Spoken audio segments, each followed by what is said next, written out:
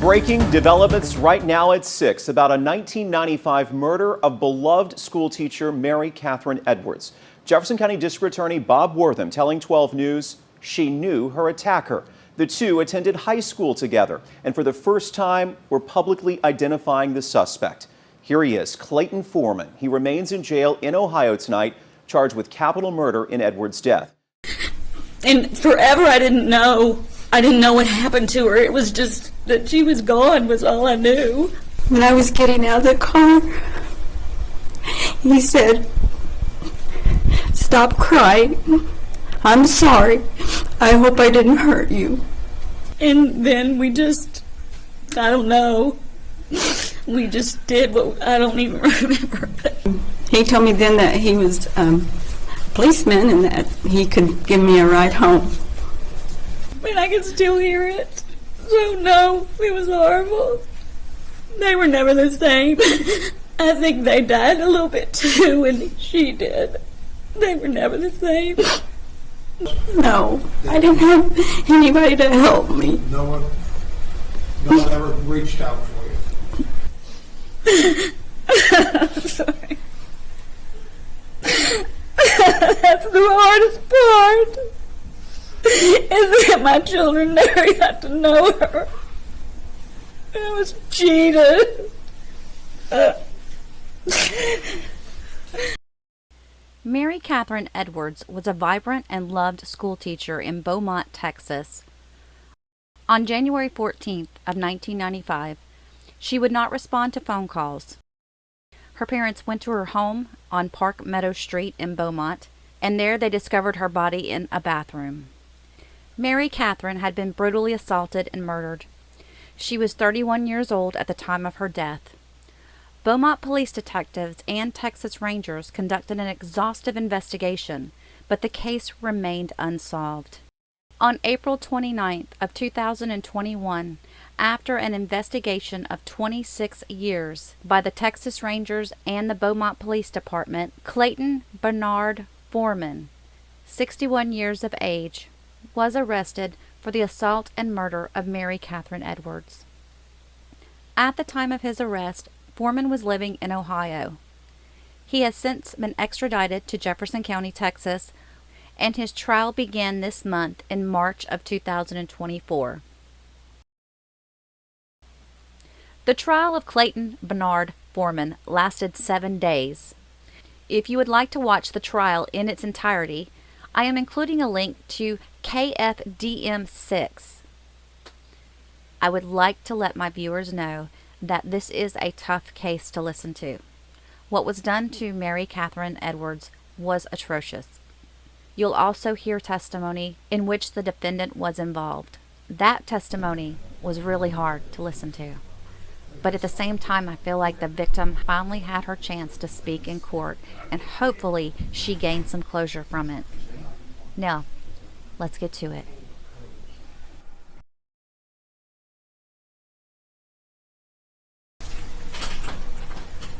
In the name and by the authority of the state of Texas, the grand jurors for the county of Jefferson, state aforesaid, duly organized as such at the July term AD 2021 of the 252nd District Court of Jefferson County, in said county and state, upon oath, in said court, present that Clayton Bernard Foreman, hereafter styled the defendant, on or about the 14th day of January 1995, and anterior to the presentment of this indictment, in the county of Jefferson and state of Texas, did then and there intentionally cause the death of an individual, namely Mary Catherine Edwards, by drowning and asphyxiation, and the defendant was then and there in the course of committing or attempting to commit the offense of aggravated sexual assault and sexual assault of Mary Catherine Edwards against the peace and dignity of the state, signed by the foreman of the grand jury.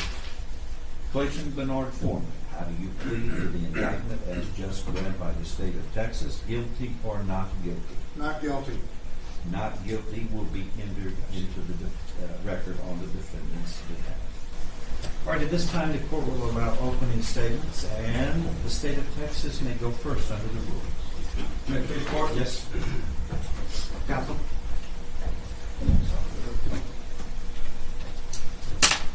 Good morning. Before I begin, let me thank you again. on behalf of the state of Texas and the family of Mary Catherine Edwards. This is not going to be easy for a lot of people because it's been a long time coming. But before I get started on getting into the facts and things that we believe the evidence is going to show, I'm going to do a little housekeeping. You got to remember, this happened in 1995. Kind of think about where you were in 1995. I was thinking earlier about looking at some of the jurors that we talked to, that some of them weren't even alive when this case occurred, when this incident occurred, and they wouldn't understand a lot of things that are going on. So it's going to take a little bit of work to get through thinking about that, because what happens over 29 years?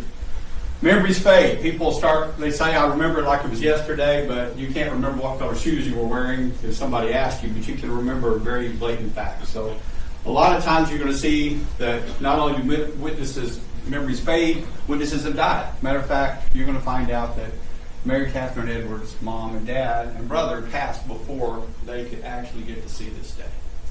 So they're not going to be here, and they were a participant in actually a witness in part of the crime. But that's why we have records, reports, and statements. You're going to see some witnesses, when they ask up here on the witness stand, they're all going to be coming from here. They're going to be asking to look at their witness statement or their report to refresh their memory. Matter of fact, we have one police officer who vaguely remembers any of this, but wrote a report in his own handwriting, so he knows he wrote it at the time, and we may or may not call him. We haven't decided yet, but if we do, he may have to look at his report a lot more than other people do. One witness is so ill that he cannot travel for a long distance, so we've already determined that he can testify by Zoom. So you're going to see him testify by camera that's in Boerne, Texas. It's Dr. Charles Harvey, our forensic pathologist. He's going to be testifying from Boerne, Texas, sitting in a retirement home center in a business office that they have over there, looking at a computer screen, and we'll be talking back and forth through that. So you're going to get to see a little technology used. And with all this that we're going to be introducing, all these things that we're going to be going through over this time period and the people that have handled it, you're going to find out sometimes you are going to be excused so we can have hearings, or we'll have little talks up here at the bench where we'll actually you'll hear a little staticky noise, and then we'll have a conference and decide whether or not a piece of evidence can come in or a piece of testimony can go forward. Okay, so just kind of logistics-wise, you got to remember that this is going to be something that happened a long time ago. It's not something that just happened last week. Okay, we ask you to bear with us. Also, let me tell you something about witnesses. We've already had one witness who called this morning and said her flight was delayed, so she missed her connecting flight. So they've had to redirect her to another way, so she's coming in late. So if we have to call witnesses out of order, I ask you to, I beg your forgiveness. We're trying to do the best we can, but in 29 years, people move all over the place. They have doctor's appointments, they have illnesses, they have things that's special. We have somebody driving in from Missouri right now. So there's just people that are coming from all different directions. We're trying to do the best to take care of your time and our time and their time. Okay? So that's all the housekeeping out of the order. Let's talk about the case, what we expect the evidence is going to show. And this is not testimony, this is just what we expect is going to be testified to. January 13th, 1995. Mary Catherine Edwards was a teacher at Price Elementary. She was teaching 5th grade. That day, she got off work, went over to her sister's house to pick up her dog. I believe her dog's name was Magnolia. We're going to talk about that a little bit whenever her sister gets on the stand. She went to pick up her dog. She stayed and visited with her sister for a little while. They had plans the next day on January 14th to go see a movie about 4 o'clock that afternoon. They were planning on meeting up later and talking about it. They talked every day. You're going to find out. Later on, Mary Catherine calls her sister and talks to her for a little bit. She doesn't have any plans. She's going to bed. And there is no sign of trouble. You're going to find that there's nothing really going wrong in her life, except for she had had an argument with her ex-boyfriend a couple of days before, but it was nothing that was any sign of any kind of danger. So that ends January 13th, which is probably the last time people heard from Mary Catherine Edwards alive. January 14th. early morning hours, about 1:30, 2 p.m. or 2 a.m., you're going to hear that there's a young man who's 12 years old. His name is Matt Wick. He's going to come in and testify. We got him in from where he's living now or working now. He was 12 at the time. He and his dad were staying with a neighbor of Mary Catherine Edwards. They were staying next door to 1005 Meadow Park Drive, I believe is what it's called. They were living next door in a townhouse. And these townhouses, if you've ever lived in a townhouse, you know they share a wall. And sometimes you can hear things through the wall, sometimes you can hear certain things, sometimes you can hear other things. But they're asleep, and you're going to hear him say that he and his dad were staying over there at the Coopers, which were neighbors of Mary Catherine Edwards, and they were sleeping on a bunk bed. And that the wall that they were sleeping in shared a wall with the stairwell that was in Mary Catherine Edwards' townhouse. Okay? And so, about 1:32 in the morning, he hears a thumping. Matt Wick hears a thumping, and he hears this thumping going on, and it sounds like it's stationary. And he's going to tell you, you can tell how somebody's walking up the stairs, it moves, and when it doesn't, it goes down. When he hears it, and then it stops. And then it starts back up a little while, and then he's going to tell you that he hears someone going down the stairs. And it's not like they're just walking down the stairs, it's like they're coming down the stairs with authority. He can hear the thumping as they come down the stairs, and then he hears a car with loud music drive off. Larry Cooper, who's in that same townhouse, it's his townhouse, he and his wife are in bed, and they share a bedroom. Their bedroom shares the wall with the bedroom in Mary Catherine Edwards. There's a closet in between, but it's the same wall as the bedroom. And you're going to hear him tell you that he and his wife are asleep, and they're awakened by a noise. And it's a thumping. And it sounds like it's a thumping against the wall or a thumping that's going on, and it's enough to wake them and keep them awake. And it goes on for about 60 to 90 seconds. They do nothing. They don't hear a scream, but they do nothing, and they don't call the police. They don't do anything. They decide it's nothing, and they just go back to sleep.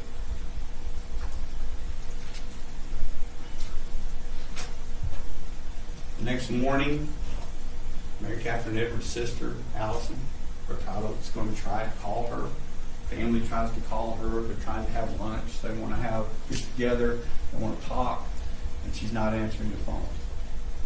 She always calls them back, so it gets to be about noon or so. They've tried, can't get a hold of her. And about 1:30 or 2 after lunch, her parents decide to go to her townhouse and check on her. They have a key that they borrowed from Allison Mercado, Catherine's sister. They go over, the door's locked. They unlock the bottom door. They don't have to unlock the deadbolt. The dog's downstairs. It's quiet. The downstairs looks just as normal as everyday life. And then they go up the stairs.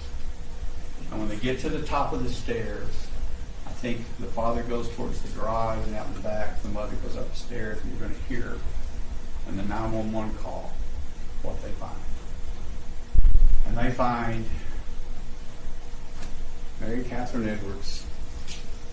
She's in a t-shirt. It's like she's going to sleep. It's a t-shirt you'll see that has different countries on it, and it's bedtime somewhere.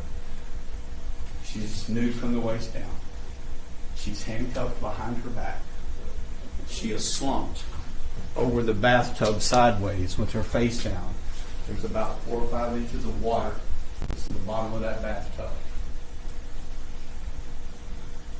Something no parent should ever have to find their child in. You're going to hear 911 calls. You're going to hear the emotion of those parents and that sister is what they found.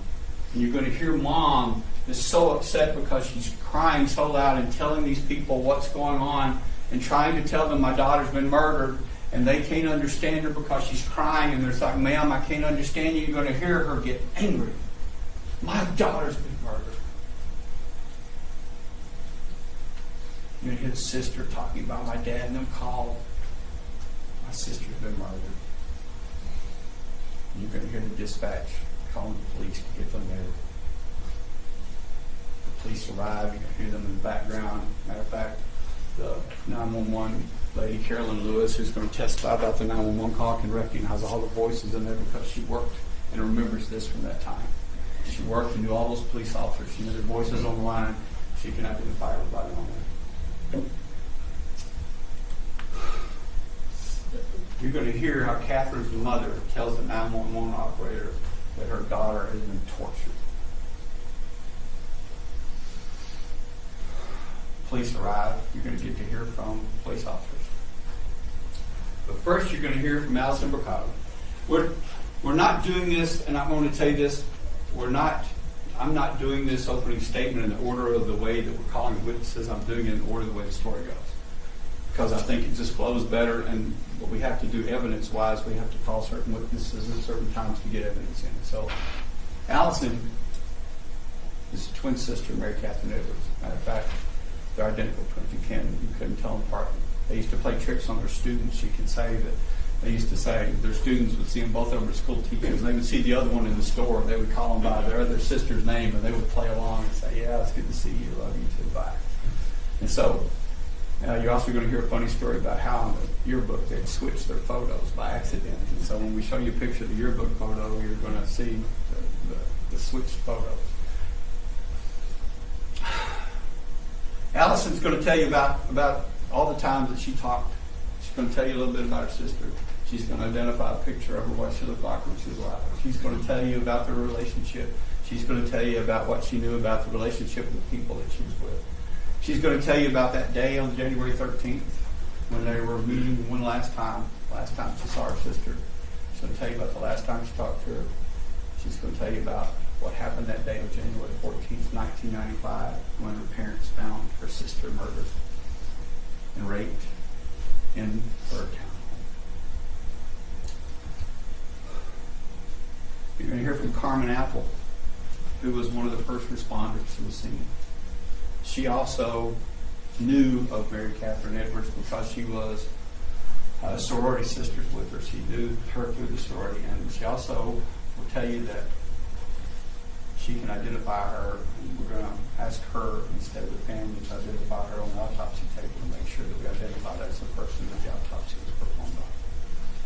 You're going to hear her talk about the scene when she got there, what it looked like, how much chaos it was with the parents, and how upset they were and how everybody was upset. She goes upstairs and she sees the scene, and you're going to get to see the photographs of what she saw. You're going to get to see the photos of Mary Catherine Edwards. Now, you're going to find out that when Mary Catherine Edwards' father found her slumped over the tub, when he saw his daughter slumped over the tub, that he grabbed her and he hugged her, and he put her on the ground and he covered her with a towel. And you're going to get to see the towel and the nightshirt, everything that was there. You're going to get to hear how Carmen saw her laying there by the tub, on the floor, with hands cupped behind her back. You're going to hear how she began to secure the scene. They started keeping people out, keeping tabs of who all went in and came out. You're going to hear from how she talked to the parents while they were distraught when she found out from them. You're going to hear from Sarah Moon. Sarah Moon was with the ID division in the Beaumont Police Department. And Sarah is one who took pictures. She also did a video of the entire scene, walking the video, the crime scene. So you're going to get to see that video as she walked through, outside, inside, and you get to see the whole layout, what it looked like in that entire scene. Boyd Lamb is going to testify that not only did he go to the scene and help collect most of the evidence there, but he also attended the autopsy. And he's going to be the beginning of what we call chain of evidence, chain of custody of evidence. So let me tell you what that is, okay? Because I'm going to tell you right now that you're going to think you're lost, but you're not going to be lost when we get through. We're going to take certain things that were done at the autopsy, which are, let me get in. So let's get this. So we got Joyce Billingsley from Property. She's going to talk about some records of all the things that Boyd Lamb took and brought in, and he's going to talk about most of it. She's going to clarify a couple of things that were brought in and out of Property for us in the exam. Dr. Charles Harvey. Let's get here. Here's where we did the autopsy. So Dr. Charles Harvey was a medical physician at the time who was the forensic pathologist in the area. Okay, he did all the autopsies most autopsies for whenever there was a murder occurring in our area. And he did Mary Catherine Edwards that day. And as part of that autopsy, not only is he going to tell you all the bruises that were on her body, but you're going to find out there were multiple bruises all over her body from where she put up a fight, from where she was hit, she was bumped, she was knocked. He's going to tell you about the bruises where the cuffs were on her hands. He's going to tell you about the cuffs that he took off of her, the nightshirt that he took off of her. He also did what's called a sexual assault kit, or we used to call them back in the day a rape kit. And what that is a box. It's a white box. You'll see it. And inside it has envelopes that have steps that you go through. Combings of hair, taking a swab, taking blood, everything. And he keeps an inventory of what he had in that rape kit. You're going to get to hear how and the blood that he takes from her become very important in this case, along with nail clippings from her fingernails. Okay? There's 4 things you're going to follow throughout this trial, and I want to give you the heads up now that we anticipate that's the 4 main things. One is a comforter, with the comforter cuttings from the semen stain on the comforter. There's the swabs from the vaginal area and the anal area. There's the victim's blood and the fingernail clippings. So when you got all those together, they kind of come blended in. But you're going to see where each laboratory calls them different numbers. Okay? One laboratory here calls them, number 4. Over here calls them number 17. Over here calls them Q something, or K something. And so just remember, we're going to give them their names too. There's going to be the anal swabs, vaginal swabs, blood. Okay, so just follow it that way because you'll get lost trying to keep up with the numbers. But we will give you a little chart at the end to kind of help you resolve that if you're a numbers person. So he begins the chain. He takes that, gives it to Boyd Lamb. Boyd Lamb takes it to Beaumont Police Department. From there, you're going to hear how they started trying to investigate this, and it's. I got to tell you, most of the time it's somebody you know. Y'all heard that. When rape or murder occurs, most of the time it's somebody you know. So they start looking where? Closest people to you, right? Ex-boyfriends, ex-husbands, husbands, boyfriends, friends, people that you hang out with, people you associate with, and then they kind of build out to people that you are associated with, and that's what they did. They just kept building and building and building further out because they start with one suspect in mind. And he's been through the ringer through this whole thing. His name is David Perry. He was the ex-boyfriend of Mary Catherine Edwards. He was drugged through the mud because everybody thought he did it. And the first set of blood that they send off to go get tested is his to see if it's him. And they roll him out. And they roll everybody else out. And you'll find that as they go out, they get some DNA samples voluntarily. People volunteer. They do some stuff that people abandon. Some people don't even know their DNA was tested. And when it's done, all said and done, they've rolled all these people out. You're going to hear about 30-something people that were rolled out. Then they went out to violent offenders. They went to people that they found that had been violent offenders, even if they weren't in this area. They were just in Texas and they were kind of near here.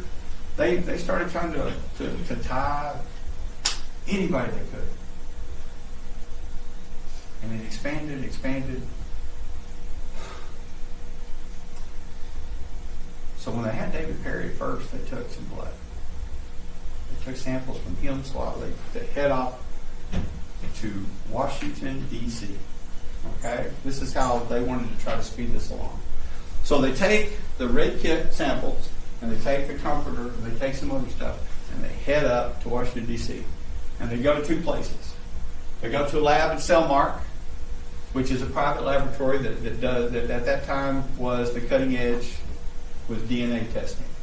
And you're going to get to hear the history of DNA. You're going to get lucky. You're going to get to hear how DNA kind of progressed because it started in the 80s and by the 90s it was still just kind of a fledgling. And you're going to get to hear how DNA sensitivity and instruments, everything grew and the process grew. You're going to hear from Melissa Staples from Selmark. She's going to tell you that they got the stuff. She's now the head of the forensic lab in New Hampshire Police Department, State Police Department. She's going to tell you that she received that rape kit, that they did some testing on it. You're going to get to hear her results. You're going to get to hear from her that the samples from the blood and the samples from the vaginal swabs and everything, Mary Catherine Edwards' blood and the samples from that matched, so you know that those two are the same and that there's one other person, and it's a male. And they have an unknown male subject. We're trying to figure out who that is. So that's why people keep sending things to them to test it against this person, test it against this person.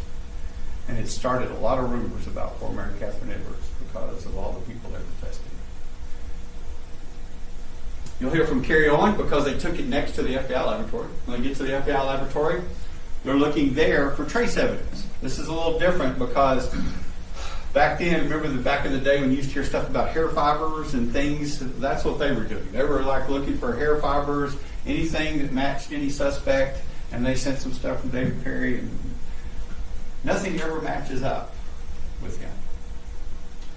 And you're going to hear that they also sent the blood to them for a little while, but they figured, hey, they're already doing DNA testing, we're not going to touch it, and they send it back. And then everything ends up going back to our Jefferson County Crime Lab at some point. That's where the central location is for everything. From there, it starts fanning out to different locations, and you can keep up with it a little better.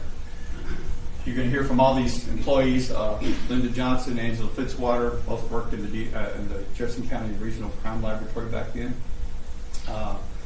Steve Mays, who's the current interim director right now, he's going to testify as to what his participation was in touching some of that evidence and moving it from one place to another or just packaging it. Cassie Carradine, she worked for the DPS Crime Laboratory in Austin. You're going to hear from her because that's when we get to a certain point, our laboratories and our criminal laboratories in our state have caught up with some of these private laboratories.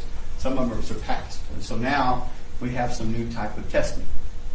And you're going to hear some terminology, and you're going to get to learn a lot about DNA. You're going to hear about things called short tandem repeat, polymerase chain reactions. You're going to hear all kinds of things that you don't understand, but we're going to make it simple. All it is just they have expanded a way to test DNA to where they can use certain things to identify people, okay?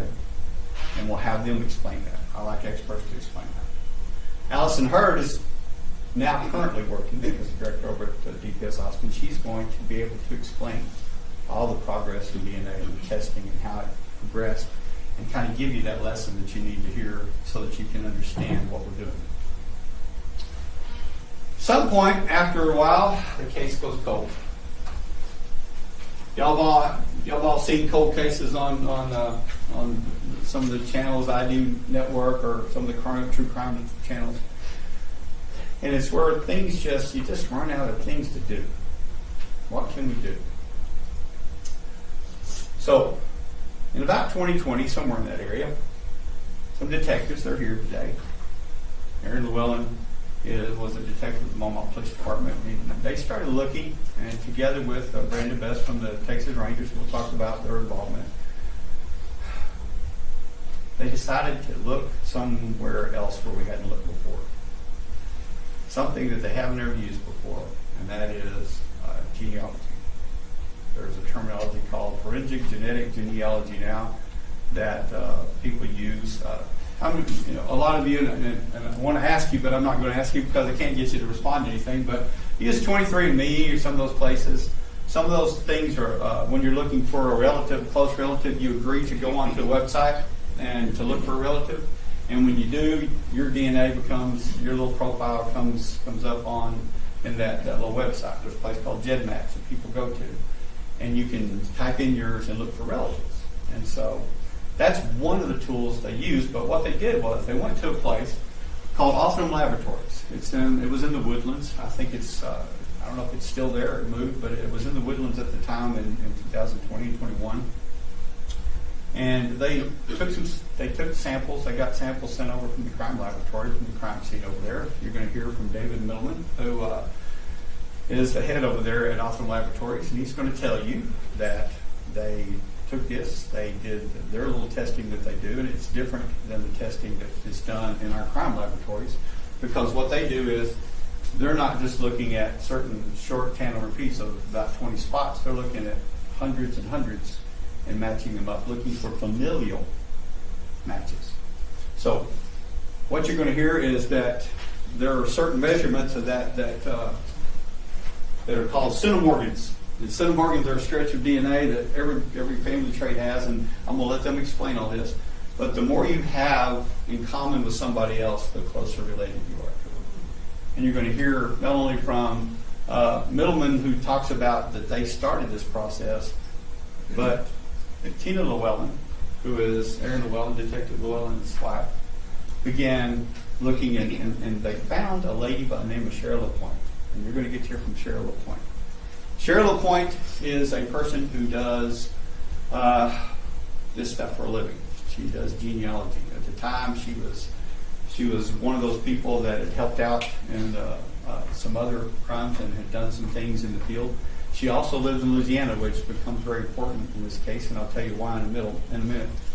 But Cheryl is going to testify that the way they do this is they take those DNAs and they started out, and Tina's also going to testify to this, that they started out with about 7,000 hits. Okay? And the 7,000 or 7,400, whatever it is that they had, they start looking at family traits and entering them in and getting, when they get somewhere that they think they're going, they'll have somebody tested, or somebody that's already tested will give them their little sample or their login so that they can do their 23andMe and put it into GenMatch and see how close they're getting. They also look at birth records, death records, obituaries. They talk to family members. And what becomes important in this case is in Louisiana, this is more difficult because there's a lot in the Cajun community of cousins marrying cousins. So, and it may be a joke to some people, but when you're looking at genealogy, you have to have somebody that can look at this and determine what it is. And so Cheryl's from Louisiana, and also found out she is related to these people who she was researching. So that gave her an insight to be able to talk to family members and to know. So this thing kind of flowed through to where they started getting closer and closer, and the family trees, and talking to people and looking at, talking who was born here. And they even found out that somebody had an affair and had a child outside of a relationship, and that's the way this gene went. So it's an interesting story of how they followed all these signs and obituaries and family members and had them volunteer for testing and doing it until they got down to two brothers, Clayton Foreman and his brother. And looking at the time frame, looking at the circumstances of where he lived at the time and everything, they decided that they wanted to check out Clayton Foreman. So here's how a cold case works. Whenever the genealogy tracks it down gives the police a lead, and they say this might be the person, they go stake them out, make sure that person still lives at that location, and then they wait for them to abandon something. So usually what it is, they'll come by and they'll see a trash can outside that the people have abandoned or they're throwing stuff away. And in this case, I think you're going to find that this was a trash can in the street in Reynoldsburg, Ohio. And you're going to hear from Officer Jeff Gamble. He's going to tell you that he got a call to go by and see if he could get some trash. And he sees the trash can sitting out on the street, ready to be picked up, and he goes and grabs a couple of bags and takes it back to the Reynoldsburg Police Department. It sits there for a day until it can be picked up by an FBI agent by the name of Tom Gill. Tom Gill's going to tell you he got it, inventoried it, took it, sent it to Aaron Llewellyn, the Beaumont Police Department. Aaron Llewellyn's going to tell you he got it, took it to the laboratory in Houston. And Tanya Dean tested it, and it tested out to be Clayton Foreman. So, Brandon Best from the Texas Rangers, Aaron Llewellyn from Beaumont Police Department go to Reynoldsburg, Ohio, and have the police department there calling Clayton Foreman to talk to them. Asked him if he's ever been around her, if he's ever touched her, if he's ever been recently visiting her, if he's ever had reason to have a relationship with her, anything of that nature, and he denies ever having any contact with her, other than when she was in his wedding years before with his wife. But even then he said he never hugged her at the wedding, so there's no reason for his DNA to be on Mary Catherine Edwards. So they arrest him for murder, capital murder. They get a search warrant. They get his blood. And again, they take it down. Instead of just taking the trash search, they take the DNA from Clayton Foreman and they compare it to the cuttings from the crime scene, to the vaginal swab from the crime scene, and it comes out.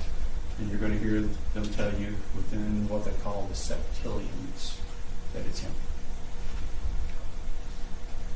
I'm confident that when you look at everything that we're going to show you, you're going to find out that Clayton Foreman sexually assaulted and killed Mary Catherine Edwards all in one episode, and that these people that did all this search and all this inventory ruled out so many other people that not only can you say that the DNA matches him, but you can say that it didn't match anybody else. Look forward to presenting this case to you. Mr. Burbank, do you want to make an opening statement at this time? No, Your Honor. Defense reserves their right in the case of Chief. You may. Currently, all of our 911 calls come in, they are recorded. We have a recording system that only the shift supervisors have access to pull those recordings. And now they're all digital, right? Correct. So you've got some big server where you maintain all these calls? Yes. Now what about in 1995? How are those stored? Oh boy. If my memory serves me correctly, back in 1995, we had reels that were the recordings, and they were changed at midnight every night. Oh my gosh. So they're kind of like a big old, like a movie projector? Yes. Okay. And so that was how, for the calls during a certain period of time, that would be how they would be stored and then maintained at the BPD? Yes, sir. Okay. Now, but that being said, does BPD still maintain all these calls from back then too, for cases that have been tagged? Yes. And is one of those such cases 95-1246? Yes. And I'm going to show you what's marked as Exhibit 30 here. Do you know what this is? This is the call. Okay, so there's, and to be clear, there's multiple 911 calls associated with this case number, right? Correct. And did I also, was there a transcript of those calls that I asked you to look at? Yes, sir. This is, what is State's Exhibit 31? Yes, this is the transcript that I looked at. Okay, so tell me a little bit about the way these calls are set up. It distinguishes them by lines, right? Yes. Okay, so what is that? What are we looking at when we're talking about that? So each of the 911 calls, we currently have 8 different lines. So you can have multiple dispatchers answer the calls for service. So when you're pulling the recordings, you actually have those different calls. Whether they're coming in at the same time or not, you will record, the recording system will record each of those calls individually. And that's how they were done back then as well. Okay, so on State's Exhibit 30 and also 31, is there a little bit of overlap depending on how calls were transferred between say the fire department and 911 dispatch or things of that nature? Yes, sir, because we answer all of the 911 calls when you're calling for police or ambulance or fire. Those calls are filtered through our office.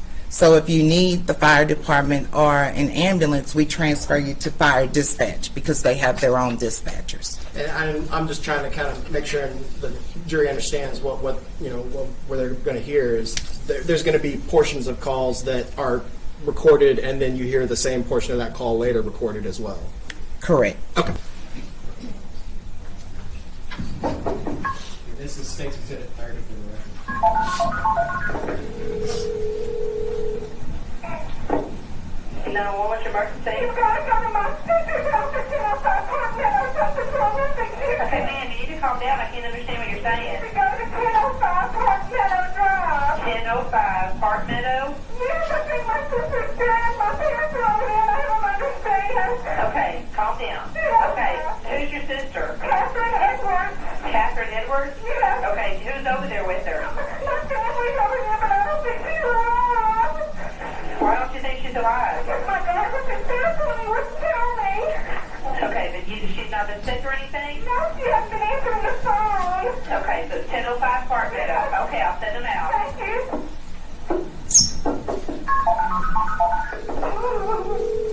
Oh, Jesus. Miss Carolyn, I just want to make sure, so that was the first call on that dispatch record. Was that the sister, Allison, Bricado now, but Edwards been? Yes. Okay.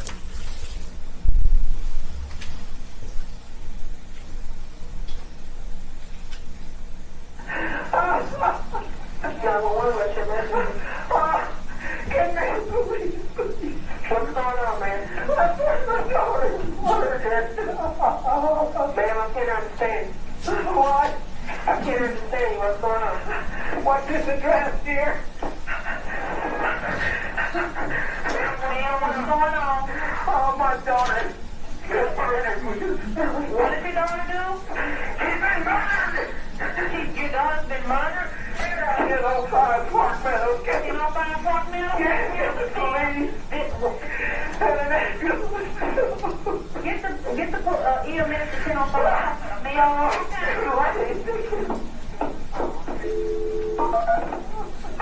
Stay on the phone with me, ma'am.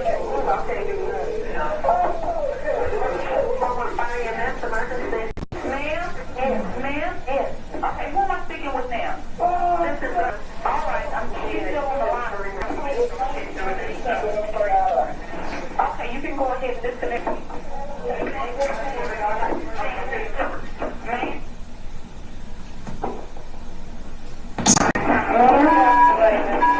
Okay. She hung up.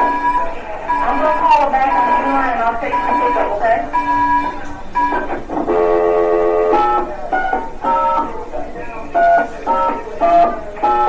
Yeah, I'm trying to find out what's going on. Line is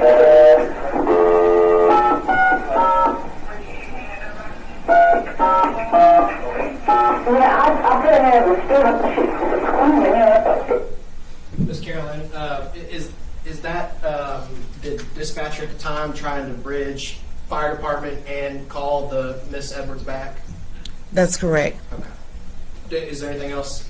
I was just going to say that what you hear is, like I stated in the beginning, we transfer the call to the fire department.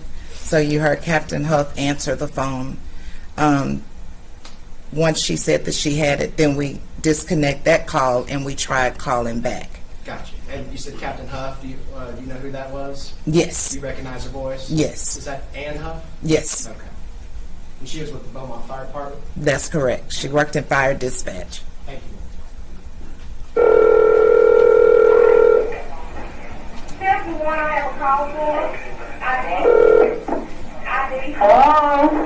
Hello? This is Dorothy from Beaumont Police Department. Okay, ma'am, what's going on there? Our daughter has been murdered. Okay, what happened, ma'am? We came over and found her. She's handcuffed. She's been tortured. Please, okay, we're sending someone, ma'am, to see what she's got or what? We can't tell. Okay, hold on a second. Stay on the phone. Don't hang up. All right. We're just trying to get information. Is there anyone else behind her back? Okay. And she's I think they grabbed her. Okay, found her laying over, sideways over the bathtub. Okay, is there anyone else in the house? My husband Everybody's here with me. Okay, we found her. Okay, don't else.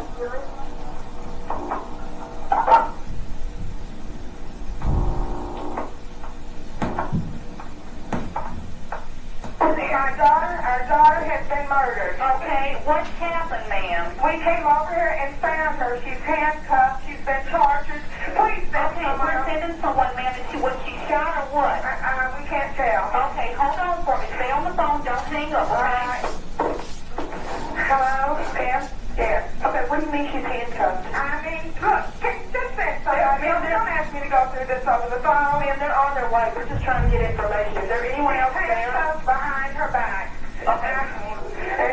And I think they drowned her. Okay. We found her laying sideways over the bathtub. Okay. Is there anyone else in the house? My husband is here with me. Okay. We found her. Okay. But there was no one else in the house? Y'all showed up? She lives alone. Okay. They just found her. Okay. Well, they're on their way right this minute, okay? Okay. All right. You'll be all right? They're on their way. All right. Okay. Sam, do you want to stay on the phone with me till I get there? Yes. Okay. How long has it been since you've seen her? Well, her sister talked to her last night, sometime around 9. Did she say anything about anything going wrong? Or I don't know. I'll have to talk to my other daughter. Does she have a boyfriend, maybe a fight or anything? That lives here. Not that lives there, okay, but not that lives in Beaumont? Right. Okay. But any friends? How long she lived in that apartment? About a long time. A long time? How old is 91? How old is 91? 31? Okay. And has she ever been married? No. Okay. Hello. Where do you live? Do you live here in Beaumont? Yeah. Okay. Nobody that you know has heard from her today? No. We've been trying to get her. I'm worried about my husband now. So where is he? He's right here. Okay, is he all right? No, would you be? No, ma'am, I understand. I'm just trying to say. Would you be? Oh, I don't believe I understand. Okay. There's the police. She's just trying to be helpful. Okay. I need y'all just to try to be calm and breathe slow for me, okay? You want to answer another line? Oh, all right.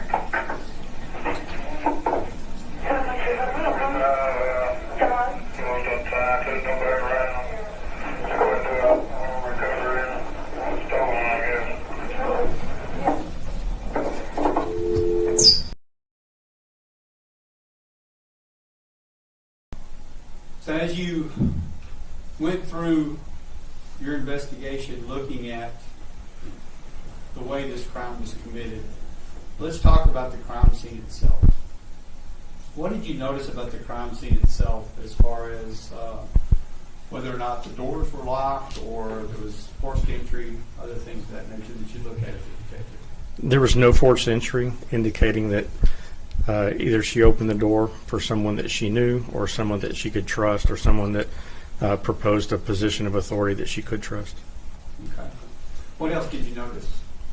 Was the downstairs disrupted in any way? No. Does that tell you anything?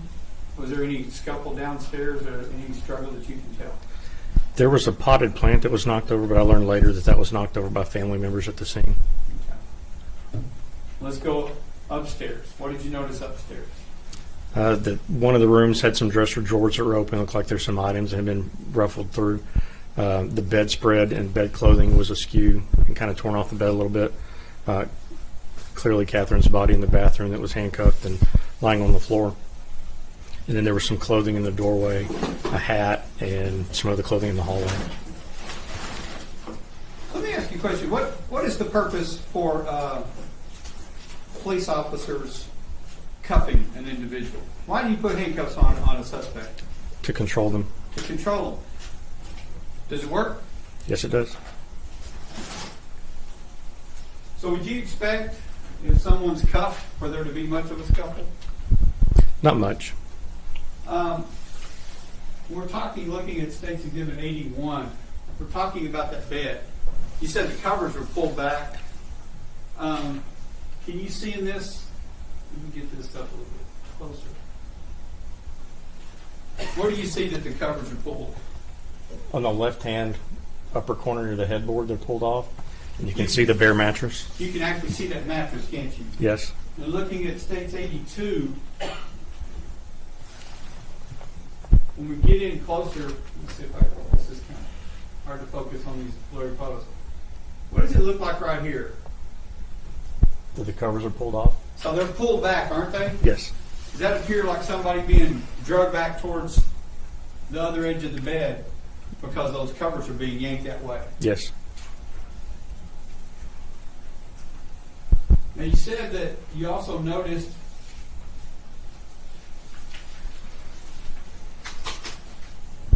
besides that, was there anything on the dresser or nightstand or anything of that nature that gave you the hint that there might have been a scuffle? There was part of a bedpost that looked like it had been knocked off. In 83, did anybody ever find that bedpost? Did you notice? I believe that's it on the front of the dresser, isn't it? It's kind of pixelated there, but I thought that's what that was. Where at? Right here? Yes, sir. You think that might be it? Yes, sir. Yeah, it's kind of hard to see, isn't it, with it it's pixelated. Does that look like the same shape and size as these over here? Yes, sir.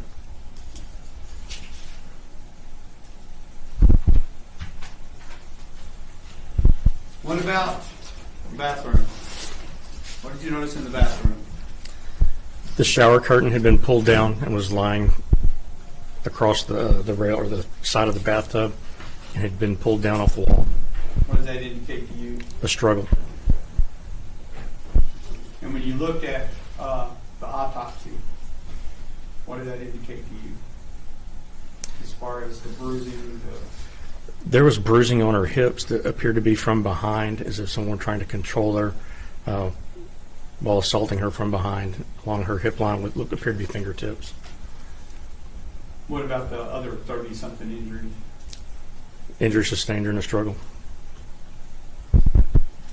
Did it meet with what you'd heard from next door neighbors, or at least what you read about the next door neighbors during the struggle?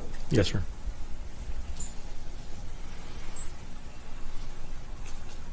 With the fact that there was semen inside of her at the time of her death, what did that indicate to you as far as a detective? That she was sexually assaulted just prior to dying. Did it appear to you that, from your experience in investigating these crimes, did it appear to you that she died other than anything other than a homicide? No. As part of the search warrant that you had to get the buccal swab, later on, after things were being tested, did my office ask you to pick up some anal swabs from the lab and take them from the crime lab and take them to the Houston laboratory? They did. And also some fingernail cuttings. Correct. Law enforcement testified that there was no forced entry into the townhome. And although the door was locked, it could have been done so by the perpetrator when he exited, using the lock on the knob of the door before he closed it shut. Judge? Go ahead. Thank you. Tell us your name and where you work. My name is Leslie Corman Apple, and currently I work for the Texas Division of Emergency Management. Okay. You started your career in a kind of a different branch of law enforcement, right? That's correct. Where did you start your career at? Beaumont Police Department. And when was that? 1986. Okay. And all the way through, at what point did you retire and then move to another agency, or did you just move? I retired in 2011 after 25 years, and then I picked up a second career in emergency management with the state. Okay. And so back in 1995, what was your capacity working at Beaumont Police Department? I was a patrol officer assigned to the day shift patrol. Now, Ms. Apple, do you recall being dispatched to a location, 1005 Park Meadow Drive, in 1995? Yes, sir, I do. Was that a location of homicide that had occurred? Yes, sir. And was it ultimately a homicide of someone that you knew? Yes, sir. Tell me a little bit about, was this the homicide of Catherine Edwards? Yes, sir. Tell me a little bit about who was there when you arrived first at 105 Parkland. When I arrived, Officer Paul Roach was there, as well as Mr. and Mrs. Edwards. Okay. And do you recall what kind of information you and Officer Roach had received, prior to arrival? Like what your understanding of the scene was, and where you were needing to go? My understanding at the time and when I arrived on scene was that Mr. and Mrs. Edwards had been to the townhouse to check on their daughter. They had a key to unlock the townhouse, had gone in, and had discovered her body in the upstairs bathroom. And when you entered into this townhouse and took measure of everything that was inside, was that consistent with what you observed as well? Yes, sir, it was. So the information that you had was that the parents had needed a key to gain entry into this house? Yes, sir. But was it only the bottom lock and not the deadbolt? That was my understanding. Why is that significant? Is that it was only the bottom lock? Well, let me ask you this: when you're leaving that townhouse, or typically with a lock like that, can you lock the door from the inside and close the door if only the bottom lock is locked? Yes, sir. Whereas, can you do that? Can you lock the deadbolt if you don't have a key from the outside? Do you know No. the answer to that? No. My recollection was that you needed a key from the outside to lock the deadbolt. Okay. Now, this townhouse, where do you remember going as far as in the rooms in this townhouse? When I entered the townhouse, I went upstairs. My recollection is at the top of the stairs there were 2 bedrooms, and in between the 2 bedrooms was the bathroom. As I rounded the corner from the stairs going to the bathroom, I looked into a bedroom and then past that and looked into the bathroom to observe the scene. This is an overhead view of the first floor, is that correct? Yes, sir. So what you explained to us just a while ago is that you went in this front door over here, right? Yes, sir. And then did you go anywhere on the first floor, or did you go first up to the upper stairs? I went up the stairs first. Okay. Now, States 44, is this a overhead view of the second floor? Yes, sir. And so when you went up these stairs right here, there's kind of like this little landing spot, right? Yes, sir. And you've got what you describe as a guest room, a master bedroom, and a bathroom. Yes, sir.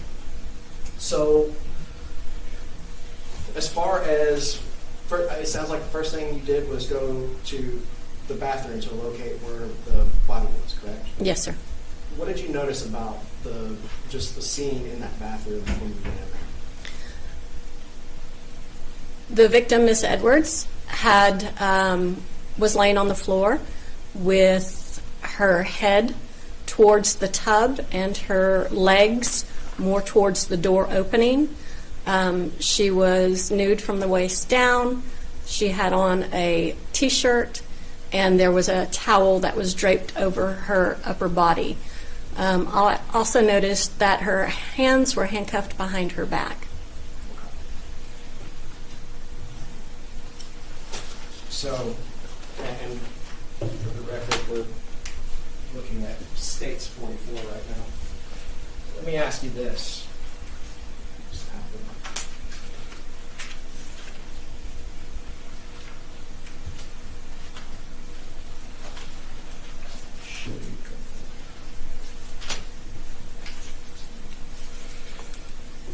Could you do me a favor and take a look at what I've marked as States Exhibits 74 through 80? Yes, sir.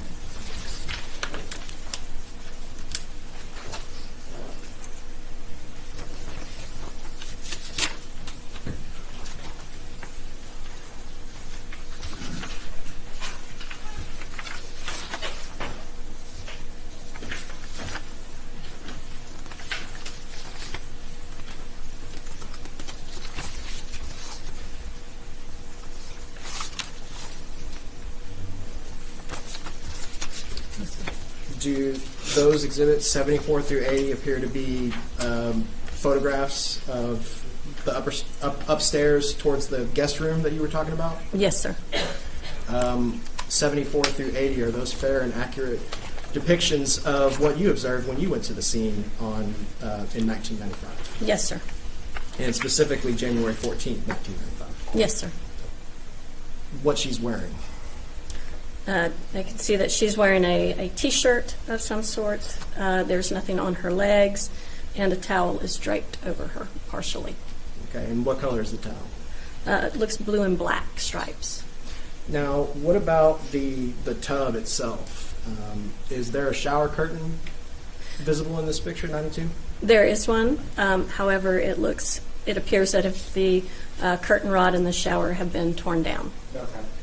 Did it appear as though there had been an obvious struggle in this bathroom? In my opinion, yes, sir. And how many years did you work for BPD as an officer? At the time of this particular scene, I was 9 years on. I worked a total of 25 years. Did you always work in some division of patrol, or did you ever move into the investigative side? Mostly patrol. I did 2 years working narcotics investigations, and then about 10 years working in their public information office. Okay. So is it fair to say you responded to a number of crime scenes where a homicide or some other violent crime had occurred? Yes, sir. So when you're looking for evidence of a struggle,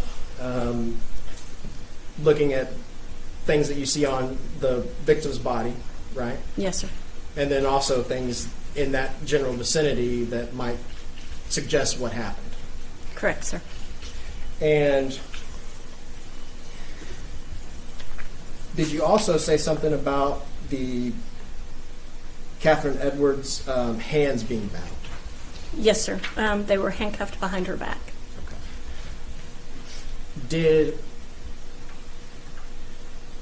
Did the parents, when you first arrived, did they describe to you anything they had done to move Catherine's body when they first arrived?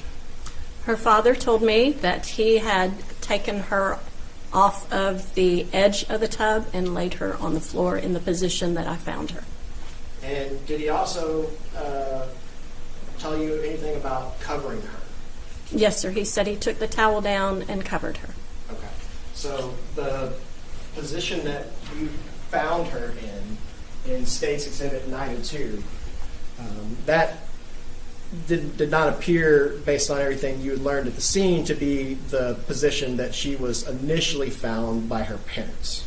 Correct. This position appears to be the position that her father described moving her to. Okay. And that towel that was covering her, was that her father's doing as well? He covered her because I think you described, was that her father's doing as well? That is what he told me. And I think you described that she was naked on the bottom side half? Yes, sir. And so was that the father's attempt to just cover and give her some decency? I believe so. Is this the condition that you found the tub in the second floor of 1005 Park Meadow Drive? Yes, sir. Yes, sir. Is there water in the bottom of that tub? I believe, to my recollection, there was very little water in there. Approximately 4 to 5 inches. Does that sound about right? That sounds about right, sir. Now, and then I see the shower curtain rod, like you were describing. It's broken or fallen down or ripped off or something, right? Yes, sir. Now, do you remember there being water in that tub when you arrived? Yes, sir, a little bit. Do you know whether or not that tub had any leaks or drained water slowly over time? I do not know that, sir. So, as far as you know, or as far as anybody at the scene really knew at the time, is it fair to say that no one knows for certain whether or not? There are calls for speculation and conjecture. Hold on. Let him ask his question, and then you can object if you feel necessary to ask the question. You and the other officers investigating, or that initially responded to this, did anyone really know whether or not the water level was higher before you arrived or not? Objection, speculation, and also hearsay. Can you answer that, ma'am? Yes, sir. All right. You may.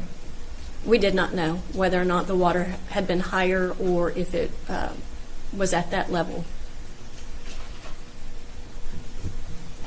Is that something old tubs do sometimes?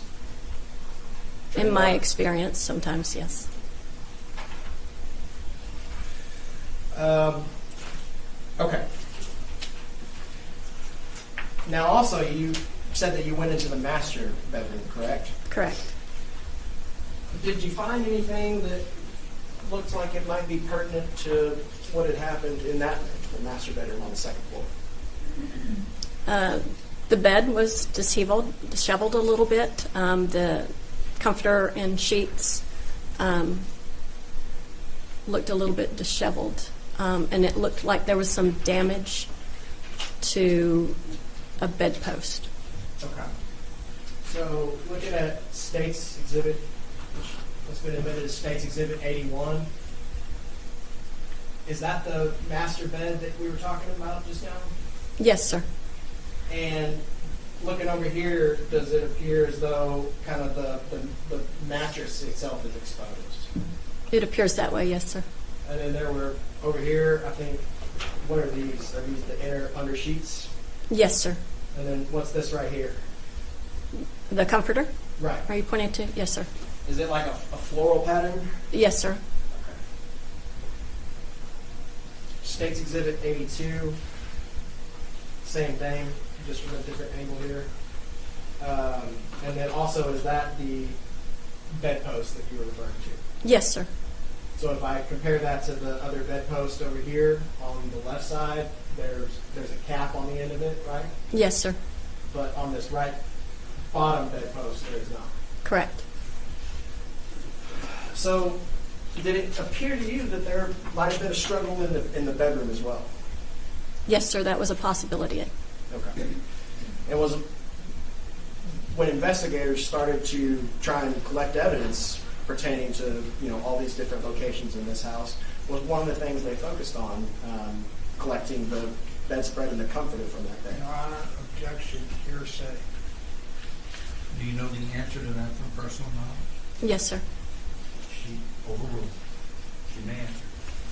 Yes, sir. They did collect it.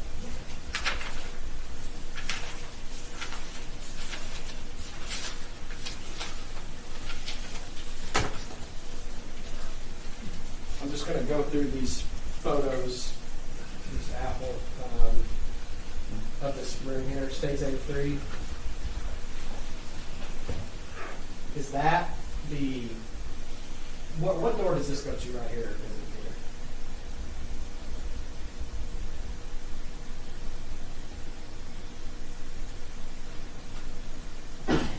I don't recall. Let me ask you this. Do you recall, I'm looking at State's Exhibit 44 here, do you recall there being two different entry points to that bathroom on the second floor?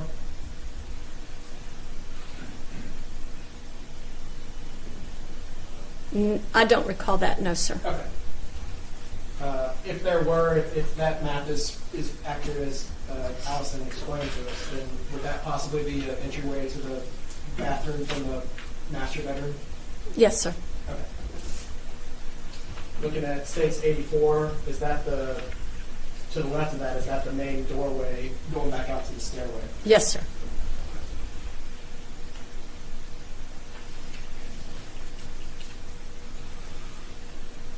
State's 86, this is documenting some of the condition of the closets in the master bedroom there.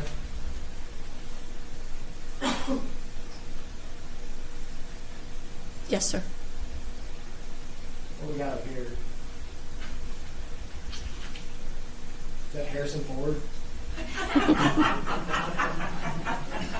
Appears so. Okay. He was kind of a stud up In some people's opinion. Now that State's Exhibit 45 and its contents, they've been taken various places and tested over the years, and other people have seen and touched them. But is it the one that you recall from the scene that day? Yes, sir. The defense made efforts to debunk the matching of Foreman's DNA due to the age of the evidence and the chain of custody in which it was handled. In the end, it is made quite clear that Mary Catherine Edwards was not his first and only victim. You knew Catherine and her sister Allison, is that true? Yes, sir. Prior to all this? Yes, sir. So how did you know them? We went to Lamar University together. Okay. Did you go to high school with them, or did you meet them in college? I met them in college. Were y'all in like a sorority together? They were in one sorority. I was in another one. However, we socialized in the same circles. Okay. Did you know them pretty well? Not very well, but I knew who they were, knew of them, had interacted with them on occasion in some social situations. So here's the test. Were you able to tell them apart? No. Okay. That being said, you recognized who this was whenever you responded to that scene at 10:05 Park Meadow. Yes, sir, I did. And would you be able to recognize a photo of her, of Catherine, from her autopsy as well? Yes, sir, I would. Okay, I'm going to show you what's marked as State's Exhibit 8. Do you know who that is? Yes, sir, that's Catherine Edwards. Okay. Now, did you ever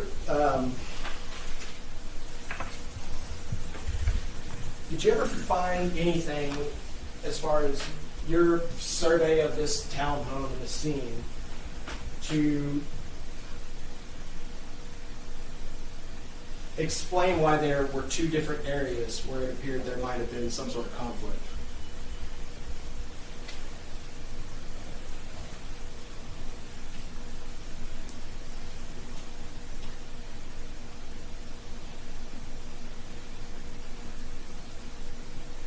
You understand the question?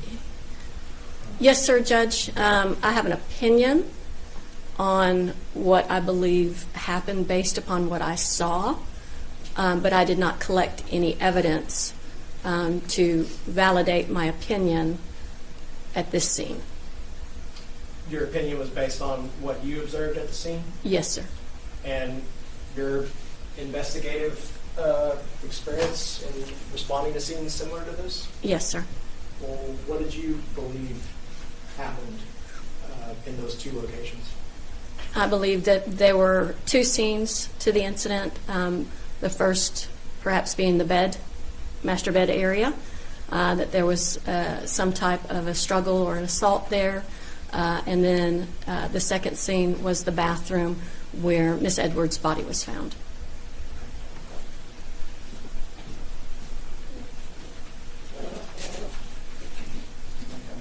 No further questions. During the trial, the motion to suppress the following questioning of the defendant was denied by the court. The court concluded that although the defendant did not receive a reading of his Miranda rights, he was not in custody at the time of the interrogation. He could have left at any point in time. Therefore, the judge allowed the interrogation to be shown to the jury.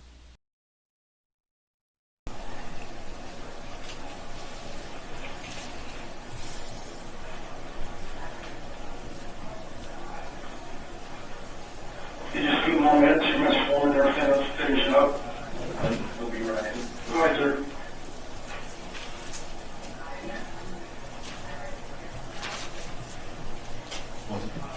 At that stage, Clayton Foreman had been asked just to come in to talk about some case. He wasn't in custody, is that correct? That is correct. He wasn't in handcuffs, and y'all had given him a bottle of water, is that correct? Yes, and allowed him access to his telephone also. All right, he has his phone, he has all his normal stuff that he would have had anyway. Yes, sir. Correct. Okay, none of that had been taken, and I noticed the doors open as well, so he could have walked out at any time. Yes. All right.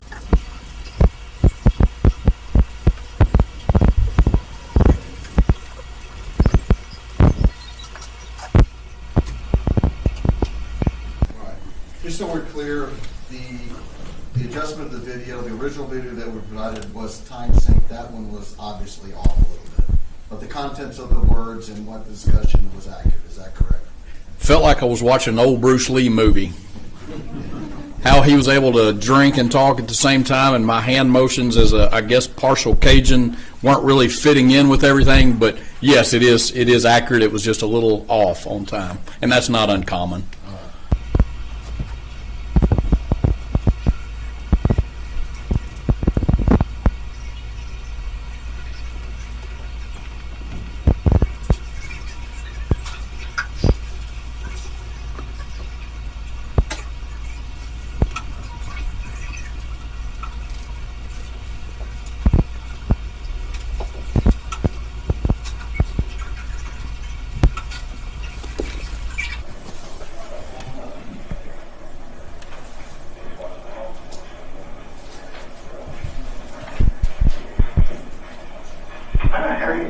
David, how's it going? Mr. Foreman, right? Okay. My name's Aaron Llewellyn. All right. And Brandon Betts. How you doing, sir? Good, sir. Aaron. Clay? Yep. Clayton?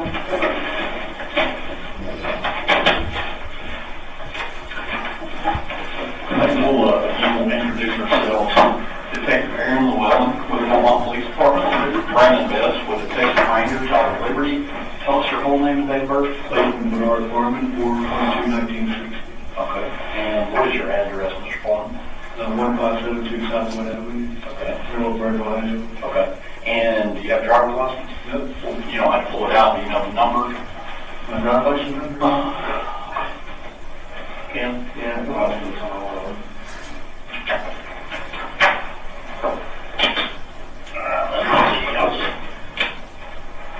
I'm blind. Sorry. That's the glasses out of here. How old are you? 61. 61.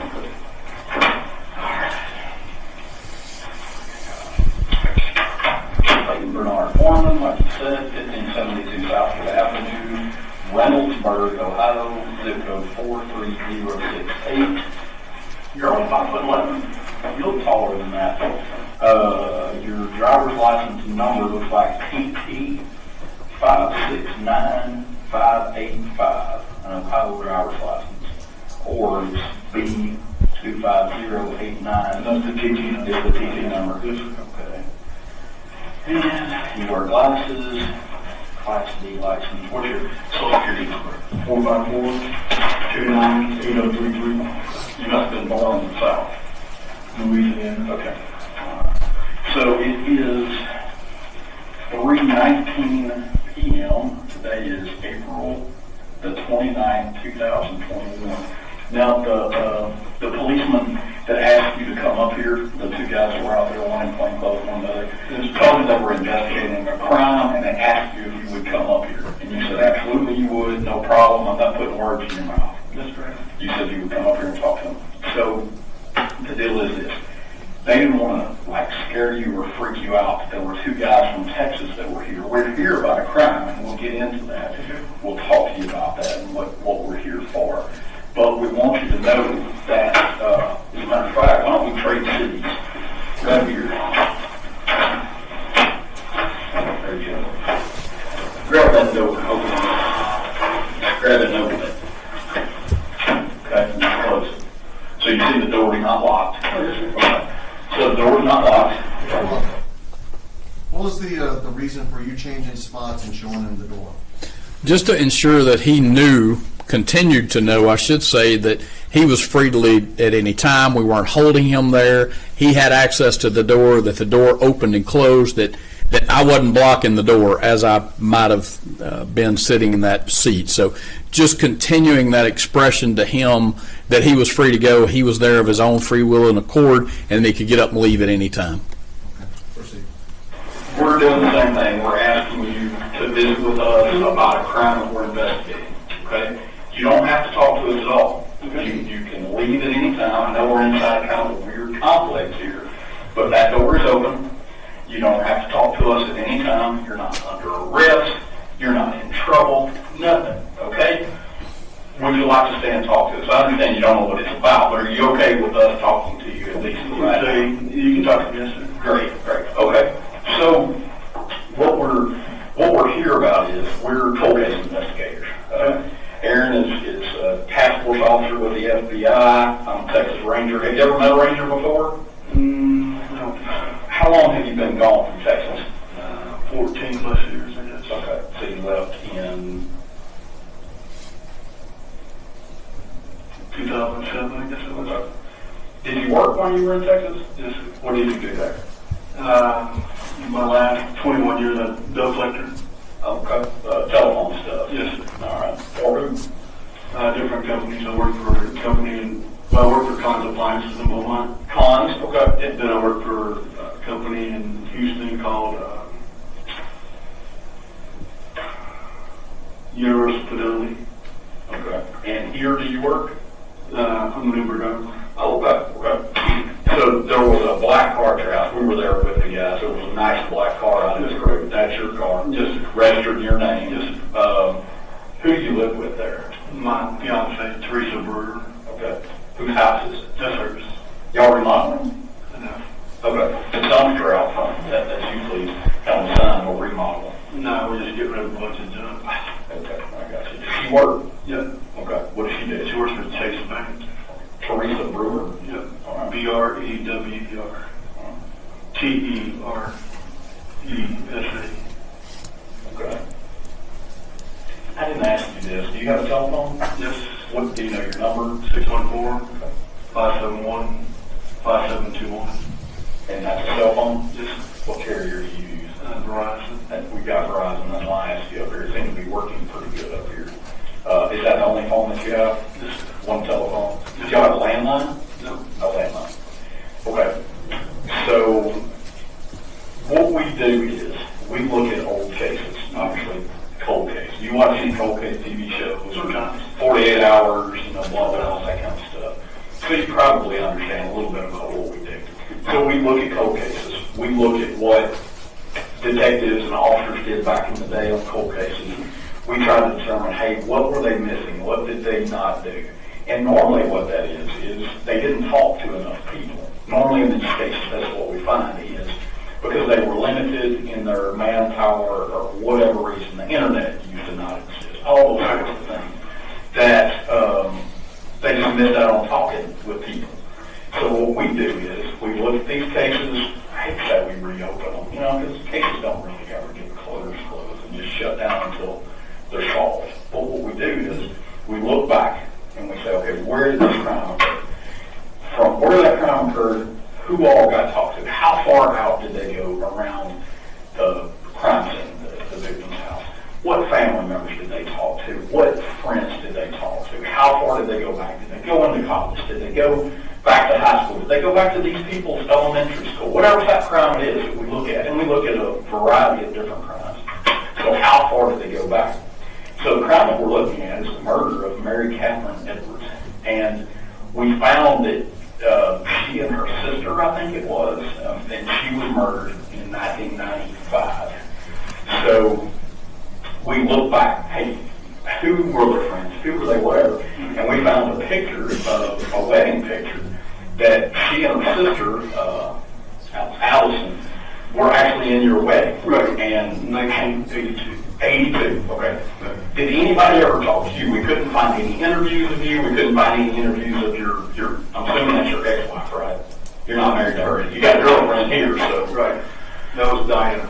Diana. Well, her name was Dahlia. Dahlia, okay.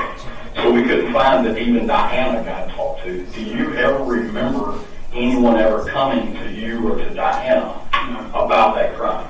No. Were you aware of the crime even? No. You didn't know that the crime occurred? No, sir. Okay. You didn't know that Catherine Edwards was murdered? No, sir. Did not. So what year did you leave? Well, I left Houston in 2007. You left Beaumont? I was in Beaumont. Could you pause it? At that particular stage, what the defendant was telling you is that he denied knowing that Catherine Edwards had even been murdered or killed. That is correct. Any knowledge at all of her death? Did you, during your investigation, did you develop other evidence which suggested otherwise? Yes. All right, proceed. 99, I guess it was. Okay. Well, you were living there when the crime occurred. So It happened in 95. in You 95. do remember who I'm talking about, though, right? Your twins, Catherine and Alice. They were, I think they were bridesmaids from Mike's life. That's right. They were friends with her. I lived in Port Arthur. Left Port Arthur and went to Baytown. Then I came back to Beaumont, I guess in 98. Moved back to Houston in 2000. Then moved up here in 2007. Okay. So your ex-wife, Miss Dalio. I don't know her last name. Okay. When you were married to her, did y'all have much acquaintance with them, or was it just like a high school friend thing where, hey, when young girls get married, they invite all their friends to be bridesmaids? That was, yeah, I think that's what happened. Okay. So you didn't know these girls? Not really. I knew their brother, Lum. Okay. Okay. But that's about it. Lum actually passed away about 6 months ago. I read that earlier. Okay. Yeah. Somebody posted that he passed away. Yeah. I think you pretty unexpected deal too. I think you're fairly healthy, just unexpected. He was younger than I was. Ah. Because I graduated in 78. I think he graduated in 79 or 80. Okay. And my brother graduated in 80 from that school too. Were you friends with him? No, not really. Not with Lum? Okay. Do you have any kids? I had a son. Okay. But he passed away. Oh. 2005. No daughters, no other children anywhere. No, that was my child. So back to the Edwards family. You knew Lum. Were y'all in classes together? How much older? You said you graduated when? I graduated in 78. Okay. And he might have graduated in 79 or 80. Okay. My brother graduated in 1980. So he and your brother would have been probably in the same grade. I don't know what year Lum graduated from. Okay. I think the girls graduated with Mike's wife in 81. Okay. Thus them being in your wedding. How long did you stay married to her? Miss Dalio? 11. We were together for 14, but we were married for 11 years. Okay. Y'all were together before or after divorce? It's kind of a weird question, but y'all dated and then you got married? That's true. Okay. So we got together. I was in freshman in college, I think it was. She was still in high school. Where did you live in 95? You think you were living in Beaumont, or do you think you were living in Fort Arthur? No, I think I was living on the west side of Houston. Okay. In 1995. Tuttle Creek Place Drive or something like that. Tuttle? Oh, dang. It was off of Highway 6. Okay. In Clay Road area. Did you come back to Beaumont at all during that time? Sometimes. You have family there? My mom lived in Beaumont. Okay. Did she pass? No, she passed. Your dad? My dad's been gone since 98 or 99. Okay. Maybe 98. Okay. He's been gone a while. And your mom passed when? About? 10 or 11 years ago. Okay. So 2000-ish. Yeah. 2010-ish, I'm sorry, this is 2020. Yeah, I think 2010 or 2011. Okay. In Beaumont? In Beaumont. You live in Beaumont. January 1st. So you're living out on the west side of Houston, but you come back to Beaumont to visit mom. Any other friends? Every now and then. Well, sometimes. I mean, other friends. Who else would you have come to Beaumont to visit? And Beverly, Pat Gurley. No, who are they? Rick and Julie. They were high school friends. Okay. They still live there? You have any contact with anybody in Beaumont? Yeah. We probably need to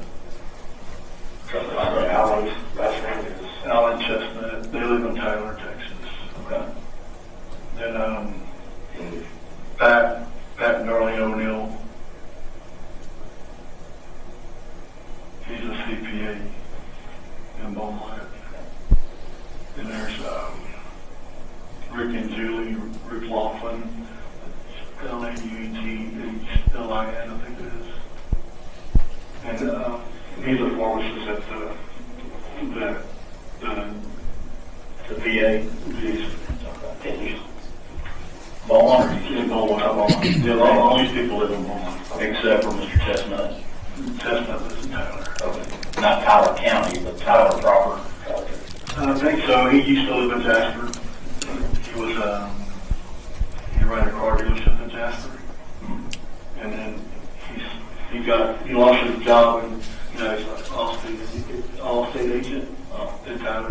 Excuse me, I can't talk to you. Missing on my teeth. Oh, what happened? I had him on hold. Oh, okay. So, are these people that would have known the Edwards, or is that separate? Not to your knowledge. Well, Beverly might have. Okay. Because Beverly graduated with Blake's wife. Okay. Diana. Because that's how Diana and I met through Beverly. And Beverly is Al's one. Yes. And they're the ones that live in Tyler. So in the 1995 time frame, you've already moved to Houston. You maybe come back once in a while. Not maybe, you come back once in a while to see your mom, some of these friends, etc. But you weren't living there at the time. Where was the last place you lived in Beaumont? Do you remember your address? Or even what street? Our first house we bought on Mapes. I don't know that. That would have been 81-ish when you got married? No, we got married in 82. We bought the house 84. Okay. And then we lived off of 105. Some townhouses. When you get off the interstate, the 69. You go 105, and there was a convenience store down there, and then there's the townhouses on the right hand side. After, I think it's Bedford Drive. That might be right. Well, that's out of town. It exploded again back there. It's amazing what's out there. I haven't been. Last time I went to Beaumont was my class reunion, my 4-year class reunion. So that was about coming up 3 years ago. So, on Mary Catherine Edwards, didn't know her well. Did you ever visit with her at all? Wedding night only would have been the only time you've seen her? Probably so. Okay. Never dated? Never dated. Okay. These are dumb questions. I'm sorry I asked you. Never, obviously, had sex with her? No. Never? No. Did you ever go in her house? You asked the defendant if he ever dated or had sex with Catherine Edwards. Why'd you ask that? To establish where we were going with this interview, with the collection of information from him, because we had DNA at this point, and we knew it was his DNA. Establishing that, when was the last time he ever saw her, according to him? Had he ever had sex with her? Had he ever dated she or her sister? Okay. And he denied ever having sex with Catherine Edwards? Correct. And you go on to ask whether or not he'd ever been in her condo? I did. And he denied ever being in a condo? Correct. So the information you had at the time was that the sperm on the comforter and from the vagina of Catherine Edwards was his? Yes. And so you offered that to establish that. Your Honor, objection, calls for leading. System. Why'd you ask him, knowing that, why'd you ask him those questions? To give him the opportunity to actually place himself there, I think it's fair to say. There could have been legitimate reasons that he could have been in her house. Had he dated her, had he had any contact with her. Objection, not responsive to the answer. Question. Overruled. He can complete his answer. Continuing that line of did his DNA have a reason to to be in her, to be on her, and to be on her bed. Was there any reason for that? And the only reason that we would know of is if he told us that that was the case. Yes, I had been to that house, or no, I had never been to the house. Following that up, the last time he ever claims contact with her was at his wedding in 1982. At his wedding. Okay, proceed. Any house that she ever lived in? No. What about her sister? Did you ever date her sister? They were identical twins, so might get confused. Never dated her sister, never had sex with her sister, never dated anyone in that family. Not at all. Okay. And so where she was, the address where she was killed, what is that? 1005 Park South Companion Drive. Does that ring a bell with you at all? She lived in you call it a condo, 2-story type things where there's multiple side by sides like that. Where, I don't know where that's at. You know where Major is? I know where Major Guns is. Yeah. So, let's see, you go Gladys to Major, take a left, that first intersection is Major. And it's like some townhomes, and take a couple rights, and there's some more townhomes. Is it close to where the high school is? Yeah, it's on the backside of Westbrook. Did you ever live close to there? No. Not that the man, you never lived anywhere in that 1 block, 2 block, 3 block, 4 block, 5. Everywhere that you've lived has been miles away from there? Probably the closest back in when we sold our house and we left Bedford, we lived off of Gladys Road, close to the Catholic Church. You forget which one it is. The one across the same Thank you. St. Jude, yeah. Right there on Gladys between Reason 6 has me some traffic exits there all the time and jump out of the woods and stop people. It's right there across and from fire station also. Okay. But there's a lot of woods and stuff through there still. And there's like Sturd Center doctors.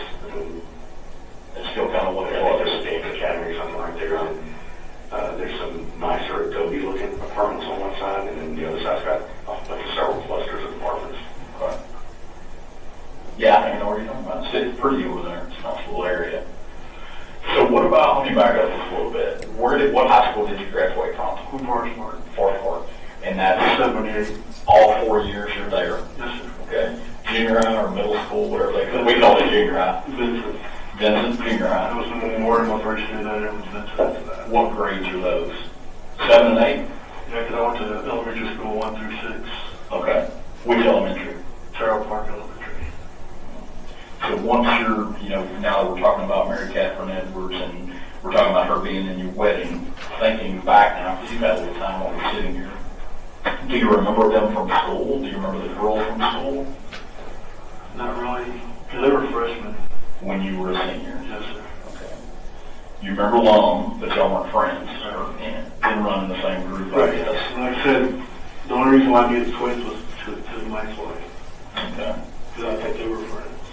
They must have been friends because she would have invited them to be in the wedding. Yeah. Did you have a big wedding? We had a big wedding. Where at? At the church, St. James. Catholic. Are you Catholic now? Yes, sir. Practicing and you go all the time, or? Not really. When was the last time you went to church? 5 or 6, maybe 5 years ago. I'm not a Catholic. You're not Catholic either. Yeah, so we're not. I'm Methodist, so we're Catholic, super like. That said, y'all do confessionals, right? And I know that's always a question that I hear, at least on TV. When was your last confessional? Do you remember the last time you went to a confessional?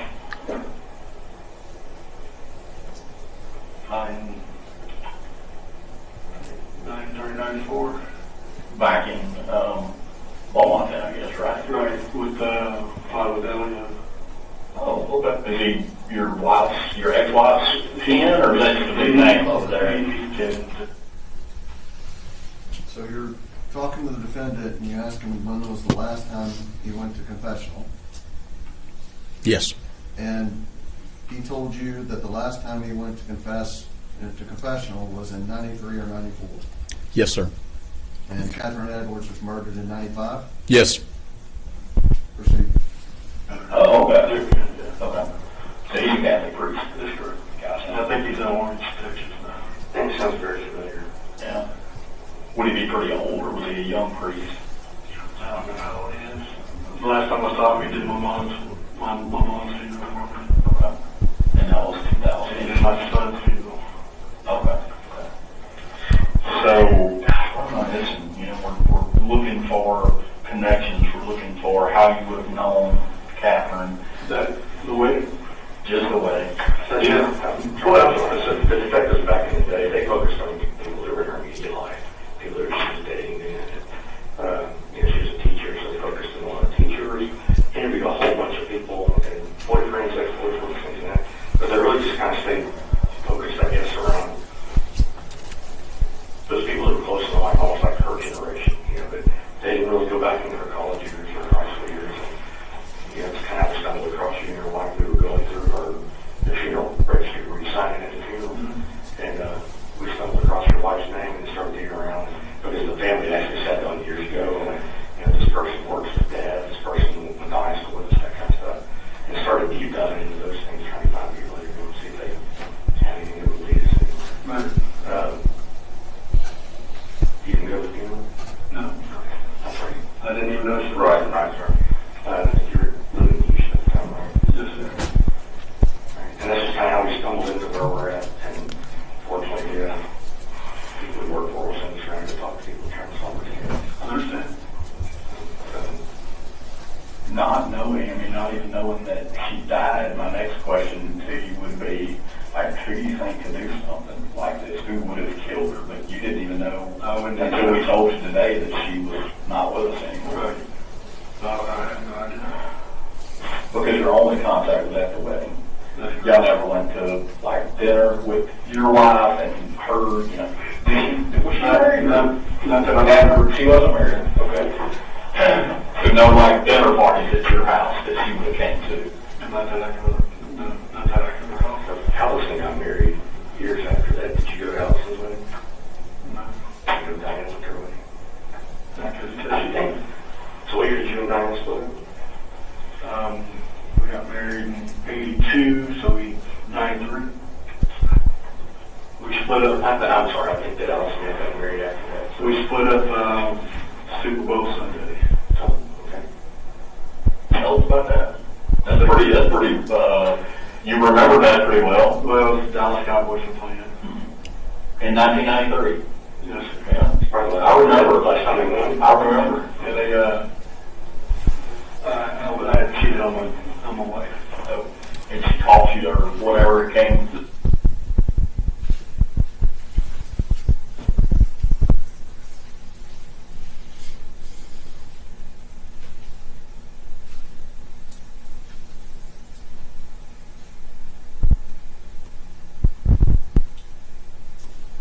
What was the grocery store?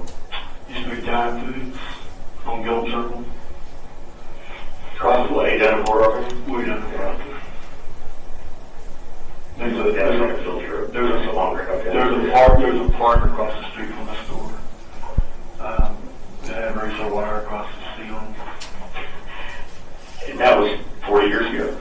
Now I ain't got that from This is back in like the 70s. Oh, okay, good. And Those are pretty good neighborhoods. you were talking about college. Where did you go to college? My first year at McNeese. Oh, okay. You play football or something? No. Everybody from Texas goes to McNeese plays football, right? No, my cousin played basketball there. Oh, okay. And then I went to Lamar, Uh-huh. and then I dropped out, and then I went to work for Nabisco in 1980. What'd you major in? Business. I've got 87 hours. I went back to school in 2013 or 14. I take online classes at Penn State University.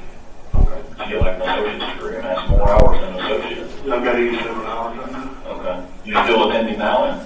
No, I haven't been in the last 4 or 5 years. Okay. Still business, or you were still majoring in business? Psychology. Okay. Okay. So, college, I don't remember where Catherine went to college, but she didn't go to college with you. She went to Lamar. Okay. I went to Lamar. My first semester I went to McNeese, so it would have been August of 78. And back to Lamar, I guess for 2 semesters maybe. 79. Okay. Because I went to work for Nabisco in 1980. What'd you do for them? I was a salesman for 7 years. Like going around the stores, stocking, or whatever, not stocking, but like, No, we stopped. you stock, okay. All right, so you didn't go to college with Catherine or with Allison? They were sticking behind me. Okay. Gotcha. And, I went to work for Nabisco November 1980. okay. All right. So no, again, I know I'm just beating this to death. I'm sorry about that, but you understand, it's 26 years ago. We try to find just any connection, anything like that we can that can lead us somewhere else. You know what I mean? Like, hey, wait, I remember something. I went to, we happened to be at Lamar together one time, and she was dating so-and-so back then. You know what? I remember that. So nothing like that has kicked into your head as we're talking about college. No. I left college in 80. Okay. And I think I graduated in 81 from high school. No memories that I've kicked up on high school, junior high, elementary, the wedding. I think they might have been in the drill team together. Okay. Okay. Drill team. Maybe, I'm not sure. That's a lot of folks to talk to. Yeah, I know. So you're getting our net bigger here. That's what we're here for. That's what we're here for. Never had dinner parties at your house that she came to. Not that I can remember. Never went to a dinner party at her house. No. Okay. For sure on that. You never went into her house, for sure on that. As far as you remember, you don't even remember the house or seeing the house or anything like that? I don't even know where they live. Okay. But after Aaron described it to you, that didn't do anything for all. Yeah, I remember that area of Beaumont, not even that much. Well, I mean, I know where the high school is. Okay. But I don't know anything other than that. All right. Then, where else would you maybe have bumped into her at work? You know, as you're selling from Nabisco, you never happened to see her come in a store during those years that you were working there, stocking and store to store. She volunteered at St. Elizabeth. Did you ever do any work there or any deliveries there? My mom worked there for 25 years, but what she did there? She was ran a department, in outpatient department. Whenever you go in, you check in. She ran that department. Okay. So like right there, like that main entrance. Right. Yeah, they call that. She first started out in ER. She ran that department when people would check in for the emergency room. Yeah. She would do all that, checking the insurance and stuff like that. When did she retire? My mom. Man, I got to. Like I said, she died. I think it was January 1st, 2011. So she had been retired for a little while. More than 5 years, less than 10? Let's see, my mom was 69 when she died. And I think she retired when she was 62 or 63, so she might have been retired 57 years. Probably retired when she started drawing Social Security or pension. I think so. I think so, she did. Was there anything that you had that you think you could show that could jog his memory? If there's anything there? Like where the house was. Yeah.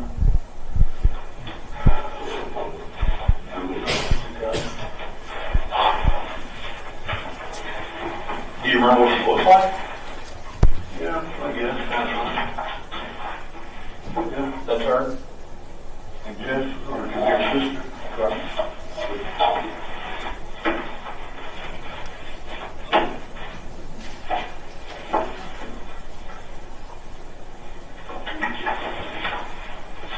This is class right here. And so I guess we take all these departments that you're looking at, because here is the church. Well, there's a church, so this probably okay. And I think so that's class. Like I said, that was like in 80, when we lived over there, it was 84 to 87. Okay. So this is major driveway here. Here's the name. And now the car right there will be where her house is. So it's a little bit more familiar to you. There's a high school right there. Yeah, I mean, I know where the high school is. That's a relatively short distance from where you were living. Back then, that stuff was still kind of developed. Well, it said we lived in that place that's right us from 80, I guess it was 84. It's Charlie? Okay, good, sorry. No, I'm just trying to think, 'cause we bought our house in 84, or 83, 84. Lived there in 87 till 87. Then we moved to College Station from 87 to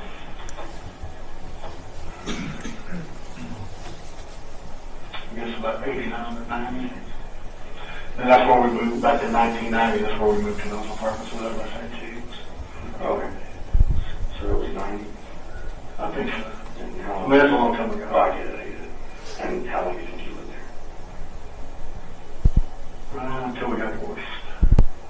No, we didn't. 93, I think. 93, whatever, I moved out of there and I moved to Port Arthur, Texas. At the time you were in Port, that was you and your wife and your son.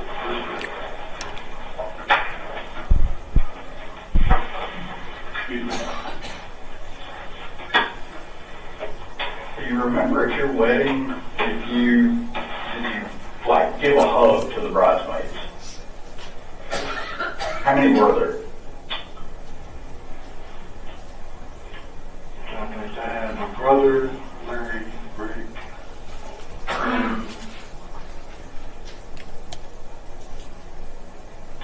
her brother, Scooter.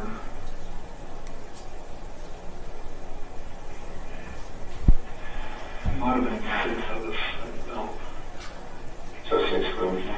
Could have been 6 brothers. Do you remember who the others were?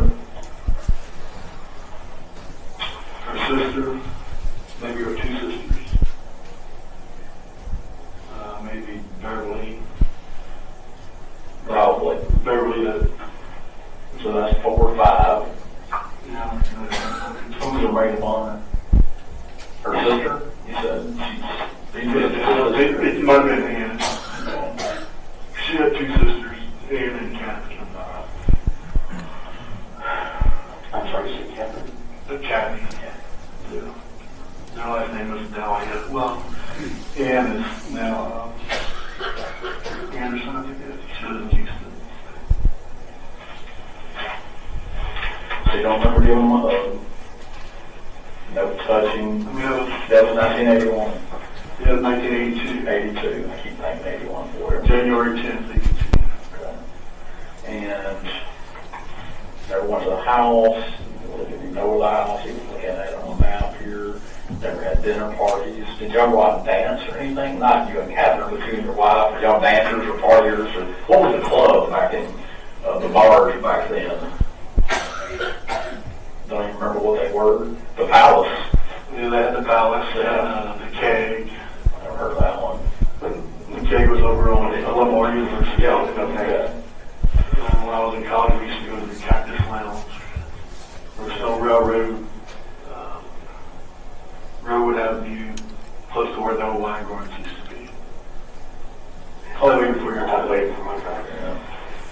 But the Palace was there forever. I do remember the Palace. It was open for a short period of time before they started with it. But yeah, that's they had Corey's or whatever his name. Lady Longlegs. Lady Longlegs. I remember seeing T-shirts from there, but that was before. But after Lady Longlegs closed, they had Corey's. I think it was. Okay. And my mom went out there. Okay. I put it out. 10 years ago, that was a big one. That was downtown back in the early days. What is it? Eddie's. It's called Eddie's Go-Go. That's a really big one back in the 80s. And then there's one on I-10 that I've heard about. There's like 4 stories from all that kids. It was on I-10 somewhere right here over what they call it. I'm sure it's long gone by now. Yeah. So no clubbing. You and your wife weren't clubbers. When was your son born? 84. Okay. So from 82 to 84, y'all didn't have any children, but y'all weren't clubbers. Y'all didn't do that. What did y'all do socially? Hung out with friends, Alan and Bev, Rick and Julie, Pat Darling, Larry and his wife at the time, Robin. Okay. So did you say you grew up in Terraport? Terraport. And you're how old? 61. Did you know, I know where it's Cindy Ball. I think her name was... Cindy Ball? Yeah. Yeah, Cindy Snyder. Yeah, yeah. And then she passed away a couple years ago. Yeah, I knew that. She was on my Facebook. Yeah. She's my last partner for a while. I was my last partner before she retired. Super good lady. Loved her. Yeah. Loved her. Yeah. I still have her husband's name. Yeah, I've been friends with a lot of police officers. Oh, really? Brown. You know, he passed away too. Yeah. Just, time flies. I know it's like Greg Freezing. He worked for the Beaumont PD. He was still there for I hired on as a dispatcher in 98. I don't recognize that name, but He went to work for the Texas Patrol and Patrol. Oh, that's maybe I did. I think I recognize the name associated with the Patrol. His boss, what's his name? Jim Clay. Went to school with him. Good. Good. He was my boss for a long time. He's an assistant chief now. And prior to that, he was a captain over criminal investigations. Now he's a chief over things broken down in like CID and patrol, or investigations and patrol, and then admin and like emergency operations, stuff like that. I think he's admin chief. You're friends with all the old school guys. I know a bunch of these guys, and I haven't been around there that long anyway. But yeah, those are the. I didn't know about Kyle Brown, I guess. Yeah. Maybe that 2 years ago. Yeah. A couple years ago now. He started feeling better with the doctor. And like, Did he have cancer or something? Yeah, like stomach cancer. And just started dropping weight. Yeah, we played Little League baseball. I really Do the thing. So my brother and I. What's your tattoo? My son. James. Okay. Where'd you get that? My mom. Any others? That's it. Tell me again what you're doing now for work. Uber. You're doing just Uber. Now that's laid off. So what from I'm doing federal civil inflictions. Okay. Yeah, I guess they don't care about that money anymore. So they probably No, they're on furlough till September, October. Yeah. How's the Uber business? Okay. Make pretty decent money with it? 800 to 1,000 a week. Wow. How many hours do you have to work? 35 or 40 hours a week. That's a heck of a work. Yeah. start working extra jobs. You work whenever you want to. You just turn your phone on and you get hits if you want. That's right. You accept, I guess is that what it is? I'll take this one. Yep. I've used it for just a couple of times. I live in the country, so going to the city, I've used it a couple times. It's handy and saves a lot of money too. I mean, goodness, if we here, in town, you get out at an airport somewhere and you go from the airport to the hotel that's 5 blocks away and costs you $32 on Uber's $4. It's nuts. And you still make money. I'm glad to hear that they're not starving you to death. No, right now, because of the pandemic, it's been busy. Yeah. They work great for designated drivers too. Yeah. Yeah. There's no reason not to take the same thing and cost you for a beer to take an Uber. Right. Okay. They have a big background investigation process, or how does that work? They run like 7 years back. Okay. Okay. Well, is there anything, looking at her picture, does that jog any memories for you? From the wedding, yeah. Well, that's it. Nothing else. Okay. Have you ever seen her case? A lot of these cases get highlighted on TV shows, and I haven't seen it, but my understanding is like a year and a half ago, her case was highlighted on the TV show, which is an unsolved.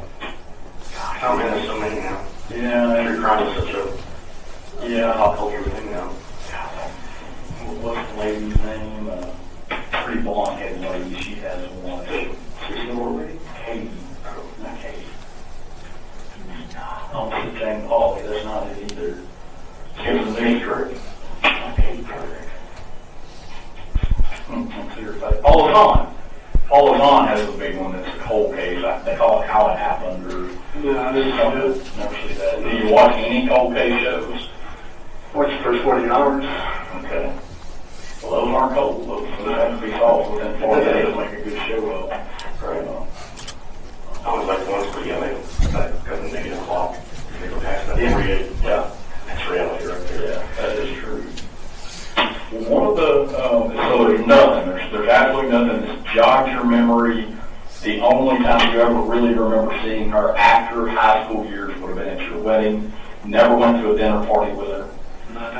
Partying at bars, partying at clubs. Never dated her for 100% on that. Never went to her house, 100% on that. Never had sex with her, 100% on that. Never. The same things go for her sister because they're identical twins. She never dated her sister, never partied with her sister, never anything. One of the things, this is the night. You keep going, you keep establishing that his lack of contact with Catherine Edwards, is that correct? I did. Okay. And at that stage, you had been given information that, the DNA from the crime scene, the comforter, and the inside of Catherine matched the defendant. Is that correct? That is correct. And so you were asking these questions to give him an opportunity to explain how that possibly got there if he was willing to admit it. Is that correct? Yes, sir. All right. And part of that, does that help negate consent? Yes. Okay. Because, he did not offer any sort of prior relationship, dating relationship, social connection, and no sexual connection with Catherine Edwards at all, did he? None whatsoever. Okay. Proceed. Or her sister. Or her sister. And that's important because they're identical twins, and you could make the claim that maybe I accidentally dated her or something like that. That was my thought in this line of questioning, yes. You were negating that as well? Yes, sir. Okay. Proceed. That was the night. Okay, drugs, big deal. 80s, you're a product of the 80s coming into the 90s. You're divorced. I'm guessing you were probably single at the time, 95-ish. I was single for a long time. Okay. Drug use. We don't care. Just asking. Never been a weed smoker, coke user. I might have smoked marijuana 8 or 10 times, like in the high school days. Okay. Nothing since. No. And we're not judging you, we're just asking. That was the 80s, so that's all you did. I've never done any drugs at all other than smoking a little marijuana. No cocaine, no methamphetamines, no psychedelic or LSDs, any of that kind of thing. So nothing that would cause you to lose your memory. In 95, were you extremely sick at that time? Were you taking medications? Did you have cancer? Did you stay in any hospitals for an extended period of time? 95? 94, 95, 96, let's say. I went to the hospital in the 2000s. I was 40, so let's see. I was 40 years old the first time I went to the hospital. I had cellulitis. Okay. I've been talking a lot. I've been asking a lot of questions. Aaron has filled in. He's taken notes, etc. We want to give you a chance to say anything that you might want to say or tell us, hey, have you thought of this? So we'll give you the floor. I don't know anything. Okay. No. Not at all. No, nothing you would lead us to, no, people to look at. I've been living in Texas for 14 years. Yeah. Well, and this happened 26 years ago. I think I was living in Houston at that time. Mm-hmm. And what do your friends call you? Clay. Do you mind if I call you Clay? No, it's fine. Clay, I'm on level with you. Okay? Right here and now, I want you to hear me real close. All right. What we do now and what they did in 1995, because of technology and advances in science, are totally different. So, do you understand DNA? Mm-hmm. And do you understand how DNA works? You understand you're made of DNA. Right. He's made of DNA, I'm made of DNA. And that unless you and I are brothers or cousins or anything, or I'm your dad or etc., we're not going to have the same DNA. That the likelihood of our DNA being the same in this room is not just extremely rare, there are this set number of likelihood of this wallet having, of course, now it's got my DNA on it, but there's a thing called who has the most DNA. So I've touched your wallet one time, and you've touched it hundreds of times. Whose DNA is most likely to be on there? Probably mine. For sure yours. Okay. So what I'm going to tell you is that crime scene was processed really well. But in 1995, as we like to say in police work, we hadn't invented DNA yet. But by that, you know what I mean. We didn't understand it. It was in its very infancy at the time. And I'm no scientist, man. I've got a 2-year degree in criminal justice. I didn't even have to take a science class that I remember. So I don't know a lot about science. But what I do know is about DNA and about how DNA works in placing someone in a crime scene. And what I'm going to tell you right now is your DNA was on Catherine's bed and was inside Catherine. Okay. I mean, I don't know how I got there, but per se was there. There's only one way for it to get there. Okay. And that's by you putting it there. And it's semen and sperm. And it's yours. Okay. Do you understand that? Do you understand the implications of that? The day that she died, the night that she died, your DNA is in her and your DNA is on her bedspread. Your DNA is in her vagina and your DNA is in her rectum and her blood. And you're sitting here telling me, you understand DNA. Yes, sir. You understand that. Yes, sir. And you understand your DNA is all over that wallet. And my DNA is on that wallet a little bit. There's nobody else's DNA that was inside her, and there's nobody else's DNA that was on that comforter on that bed. And the only way for that to have gotten there would have been for you putting it there.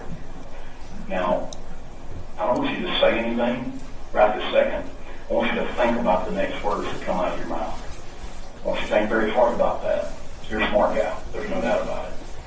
You have a great vocabulary. You are articulate. You have college. You have high school. You've lived life. You're 61 years old. You live in a nice home. Okay?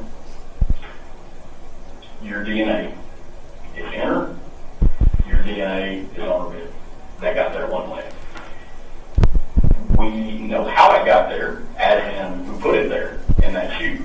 But we don't know the story behind how it got there. There's two people that know that story. You're one of them, and she's the other. And she can't talk. What I ask you is, now, to be honest with us completely, and tell us, how did that happen? I'm not going to say anything. Somebody need an attorney now. You probably need one, or you do need one. So if you're saying I did that, then I might need an attorney to talk to. That's up to you. If you want an attorney, you can get an attorney. That's absolutely fine. It is. We don't hold that against you. Anything like that. You're here voluntarily. You get to walk out of that door right now. You do. Or whenever you want to, you can walk out there right now. We're giving you that shot to tell us your side. But if you want to not talk, and if you want an attorney, we're good with that too. And that's up to you then. I understand. That's the route I'll take. You have to tell me completely what route you're going to take. I'll get an attorney. You want an attorney? Yes, sir. Okay. Well, that's all we got then. We're going to let you walk out of the door just like we told you. I'll help you and get you back to these guys and get you going. Do you have any questions for us? No, sir. You sure? Yeah. Okay. We'll, my watch doesn't work. Do you have a cell phone? Now, what you, at that time, you knew what the DNA had established, at least that's what the DPS crime lab had told you. Is that correct? That is correct. And so you were not being upfront with him about what that did because you wanted him to be honest with you or establish whatever truth he wanted to tell you before he knew that evidence. I certainly didn't want him to feel like I was accusing him of anything ahead of time, I did, as Pat has said, I wanted to give him the opportunity to be able to explain how his DNA could be there before I told him that his DNA was there. It seems like the more fair option. And when you did confront him with, you told him that his semen was inside Catherine Edwards' vagina and rectum and on her bed. And that's how it was found the last thing, on her last night of living. How was his reaction to you? Calm, cool, and collected, and said, I don't know how that could have happened. Is that, would you characterize that as a normal reaction? Let's say if you went to somebody that their DNA wasn't there, or they didn't expect it there, is that a normal reaction to that kind of information? Not at all, in my opinion, no.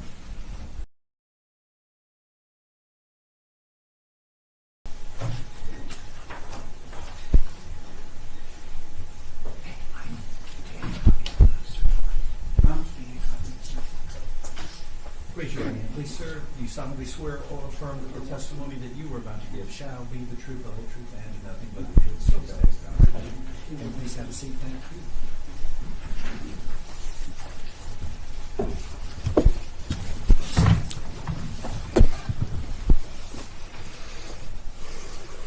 You state your name for the jury, please. Aaron Llewellyn. And how are you employed? I'm a detective with the City of Beaumont. How long have you worked for them? 26 years. And right now, what are your current duties with Beaumont Police Department? I'm a detective assigned to the Crimes Against Persons Unit, and for the past 4 years I've been assigned to our Safe Streets Task Force as a task force officer with the local FBI office. Back on April of 2020, were you a detective with the Beaumont Police Department? I was. Now let's kind of give the jury a little background. When you were working for the Beaumont Police Department, you always weren't in crimes against persons, were you? No, sir. Before that, what were you in? I was in crimes against property. And while you were in crimes against property, did you have some downtime? I did. And what did you do in your downtime? So back when I worked crimes against property, like you said, I had a lot of downtime. So I researched every homicide that Beaumont PD had. And from that list, or from that information, I created a list of cold cases. What was the purpose of looking at the cold cases? Well, to see if there's anything else that we could do to bring justice to those families. Was one of those involving a victim with the name of Mary Catherine Edwards? It was. Now, when you first saw that case, did you want to get involved in it? At the time, no. It was rather extensive. My duties, made me work different cases, and it wasn't necessarily my purview to get involved in that. But from that information, I was able to create that list and give it to the persons unit at the time so they could delve into those cases. So then you got into persons, is that correct? I did. And how long was it that you were in persons before you decided to give another look at Mary Catherine Edwards' case? So I went to persons in 2010, and during that time, I worked some other cold cases and had some success with them. And then in 2014 or 15, I met Ranger Best, and we worked some cases together, and he approached me again in 2020. So he came to you in 2020. Was he looking for that specific case, or was he just looking for a cold case to see if there was something he could help out? For a cold case, he had recently come off of an investigation that was in Seabrook, where they did very similar investigative techniques that we used and had some success, but their suspect had already passed away. So the techniques that he was using at that time, what was it he was looking to use? Genetic genealogy. Had you been familiar with genetic genealogy before that was brought up? I'd followed the Golden State Killer case and been in the news and kind of watched it and had a cursory understanding of it. Did you think it might be helpful in this case? When he first approached me, he asked if we had any cases that he felt, or that I felt like this would work in. I said, absolutely, this is the first one that came to mind. Okay. Well, let's talk about what the first step was in April of 2020 that you needed to do to get this case looked at again. Okay, so originally I pulled the case file, which is, I think, 6 boxes of a banker box full of paperwork, started going through that. It had the misfortune of crossing 3 different record-keeping systems, from the old analog carbon copies to more computerized stuff these days, and organizing it and learning the case. So how long did that take you to organize the file? A couple of weeks. Now, when you're organizing and looking at it, do you have to go through pretty much every piece of paper there is in the file? Yes.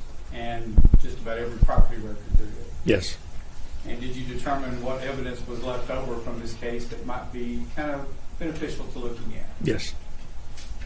What was it that you thought might be beneficial for a laboratory to look at to try to do the genetic genealogy? Without a doubt, it would have been the biological evidence left behind. What about blood, swabs, things of that nature? Yes. At that time, had this file already been to several, or a few laboratories, a couple of laboratories anyway? Yes, I believe our local lab, FBI lab, and Cellmark were the ones that I remember off the top of my head. Had crime lab at that time? Yes. Okay. Had the profile been developed? Yes.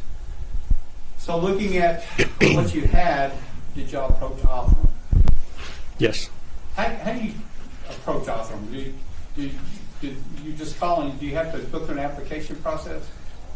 Well, there's an online process where you send them the case information, what you're looking for, and then they will develop, do their science beyond that. Ranger Best had met with me and told me that he had recently met with through Othram with that other case that he had worked, and then we met with Mr. Middleman and kind of presented what we had, and he goes, absolutely, I think we can help you, and then just went through their intake process. So from that was a profile developed from Othram using their technology? Yes. And do you know what happened to that profile? Got entered into a program called GEDmatch. Now, are you familiar with GEDmatch? Yes. Have you become more familiar with GEDmatch? Yes, I have.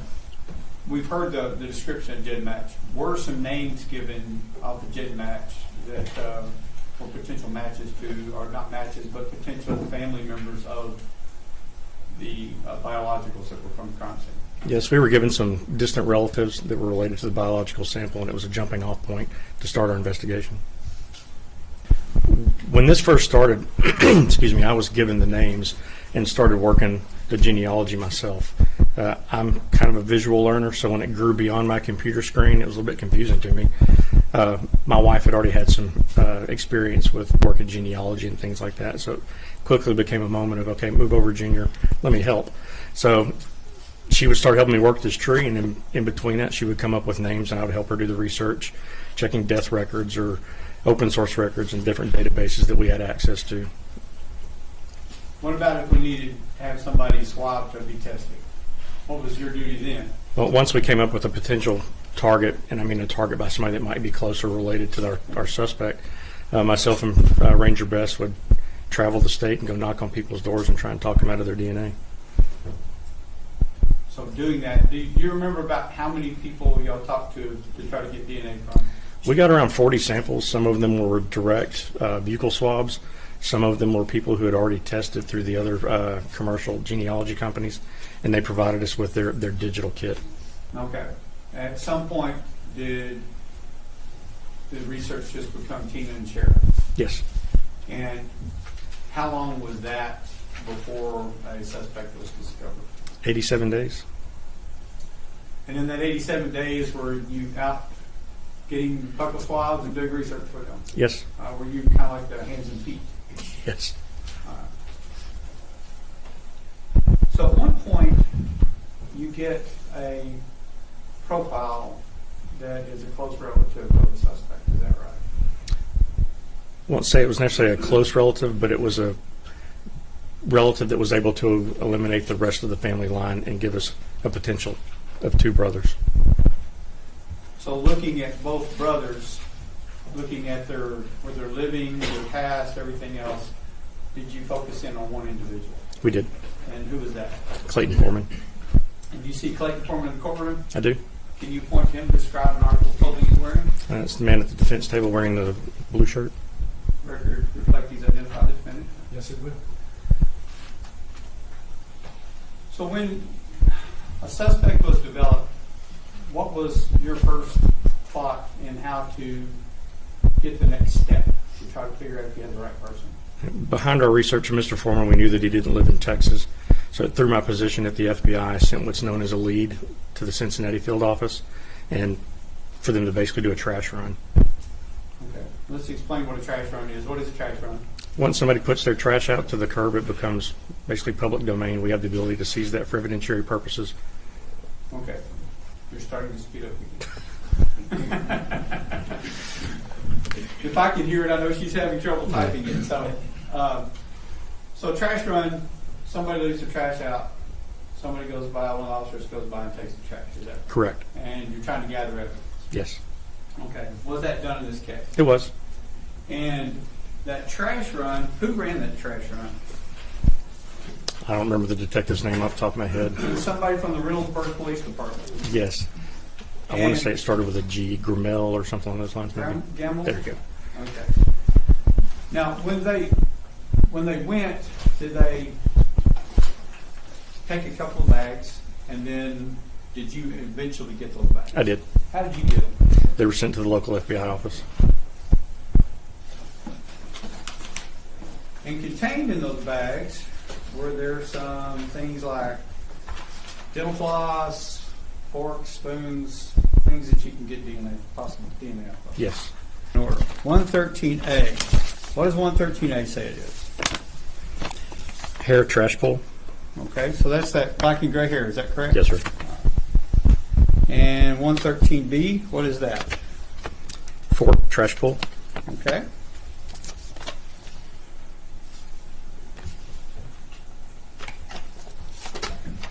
Find the right line. 113C, what is that? Medicine bottles trash pull. Okay. And 113D, what is that? Spoon trash pull. And 113E. Spoon trash pull. So that adds up to the 2 spoons, is that correct? Yes, sir. 113F. Dental floss trash pull. So that's the dental floss we saw. And 113G. Spoons trash pull. And what is 113H? Mail trash pull. So that would be that Discover bill, is that correct? Yes, sir. Okay. So everything that's been entered in is what you took to Tanya Dean. Correct. And that was on April 21st of 2021. Correct.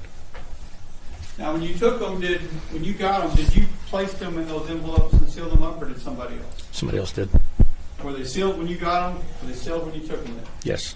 Now, before all this, we're going to do a little history on the case, but before all this, was there ever any Clayton Foreman anywhere inside the realm of possibilities as far as a suspect? No. So was any lab testing anything about Clayton Foreman in relation to this case? No. All they were testing was a sample that had an unknown substance on it, right? Or a semen on it. Yes. And you didn't know who that suspect was. No, sir. So when this trash can search was pulled, the purpose was to try to tie those samples that had no suspect attached to them to what this trash can pull was. Is that right? Correct. So Tanya Dean was the one who tested all that. Is that right? Yes. And after testing that, were you pretty clear about who your suspect was? Yes. And did you obtain an arrest warrant? I did. And after, we've seen the statement, y'all went to talk to him in Ohio, is that correct? Correct. You talked to Clayton Foreman for about an hour, is that right? Yes, sir. And then afterwards, he was arrested, is that right? He was. And did you get a search warrant and get a swab from him so that you could test him instead of just his trash? I did. Let me show you what's marked as State's Exhibit 118A. See if you recognize that. Let me take a tag off that. Yes, sir. And the contents, can you look inside and see if you recognize it? Those are the buccal swabs that I took from Clayton Foreman. And when did you take those? You remember? Does it have a date on here that you took those swabs? Look inside of it. Yes. June 28th of 21. And did you take those personally from him? I did. And what did you do with them once that you took those swabs? Took them to the crime lab. Did you place them back in the box? Yes. And put your initials on them? Yes, sir. And did you seal them up? I did. In this envelope, or did somebody else seal it in this envelope? I think somebody else put them in that envelope. You took the boxes.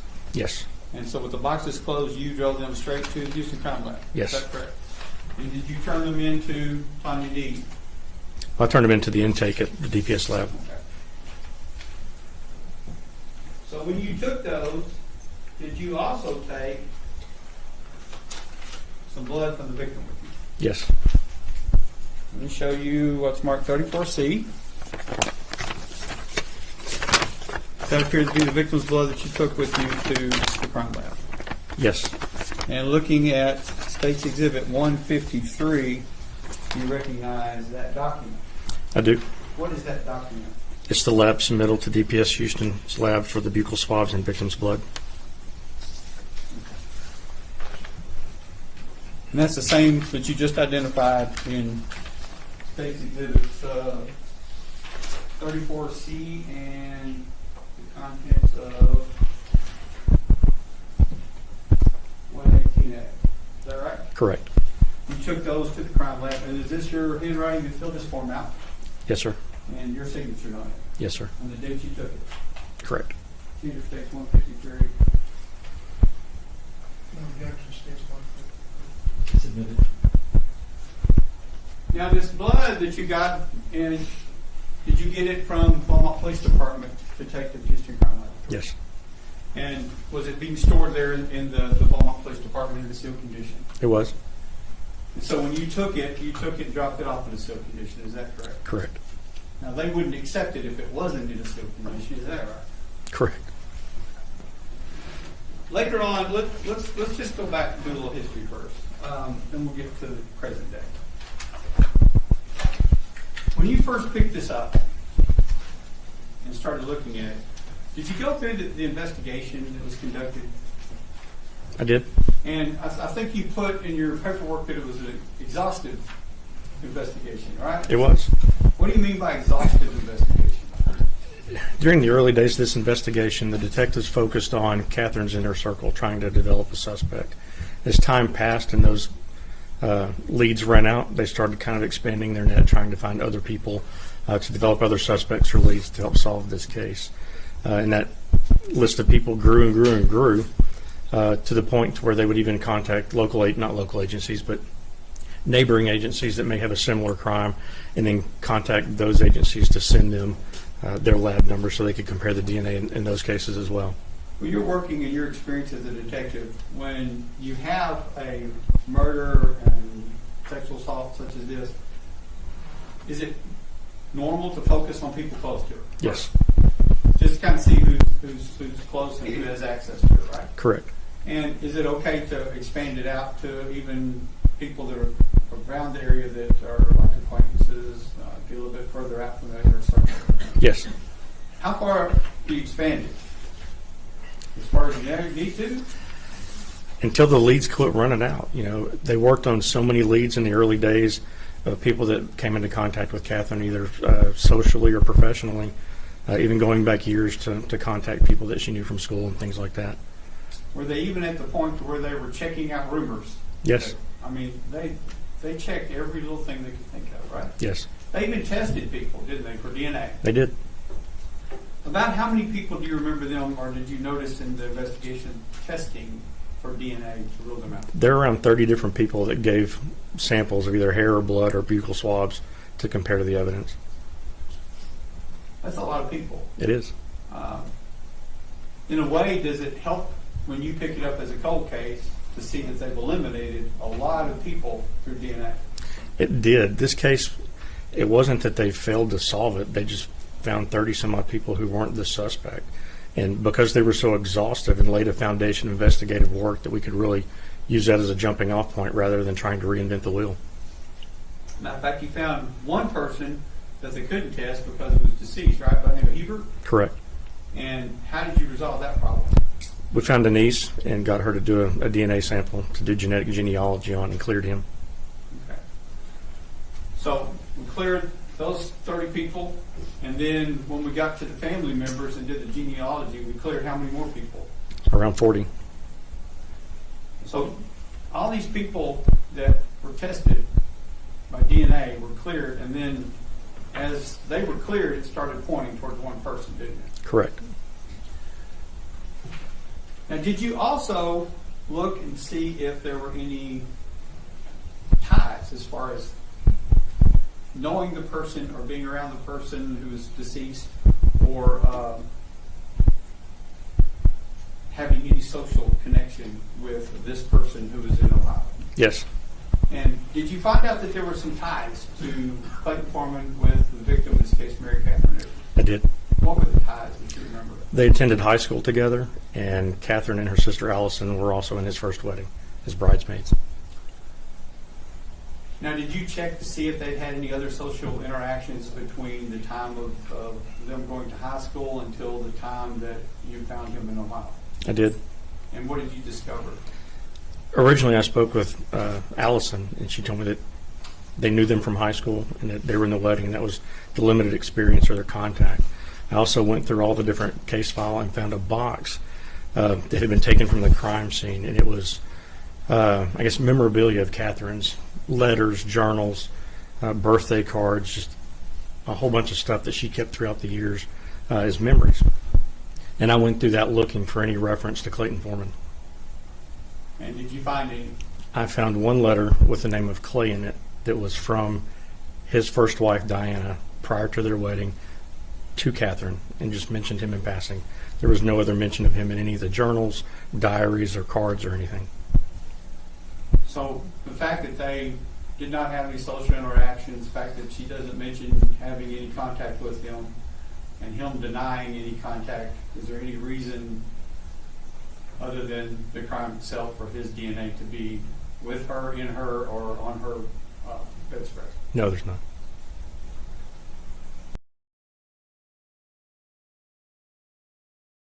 Who was your next door neighbor at 1005 Park Meadow? Catherine Edwards. Now, were those townhouses or apartments? Townhouses. And were those townhouses located in Beaumont, Texas? Yes. Were they in Jefferson County, Texas? Yes. So how long had you lived beside Mary Catherine Edwards?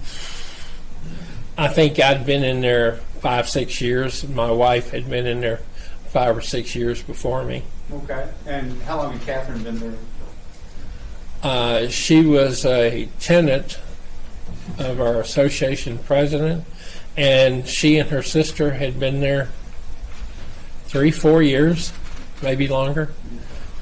Now, in January, was her sister still living there, or had her sister moved out? No, she had married and moved out. Okay. So Mary Catherine Edwards was living alone? Yes.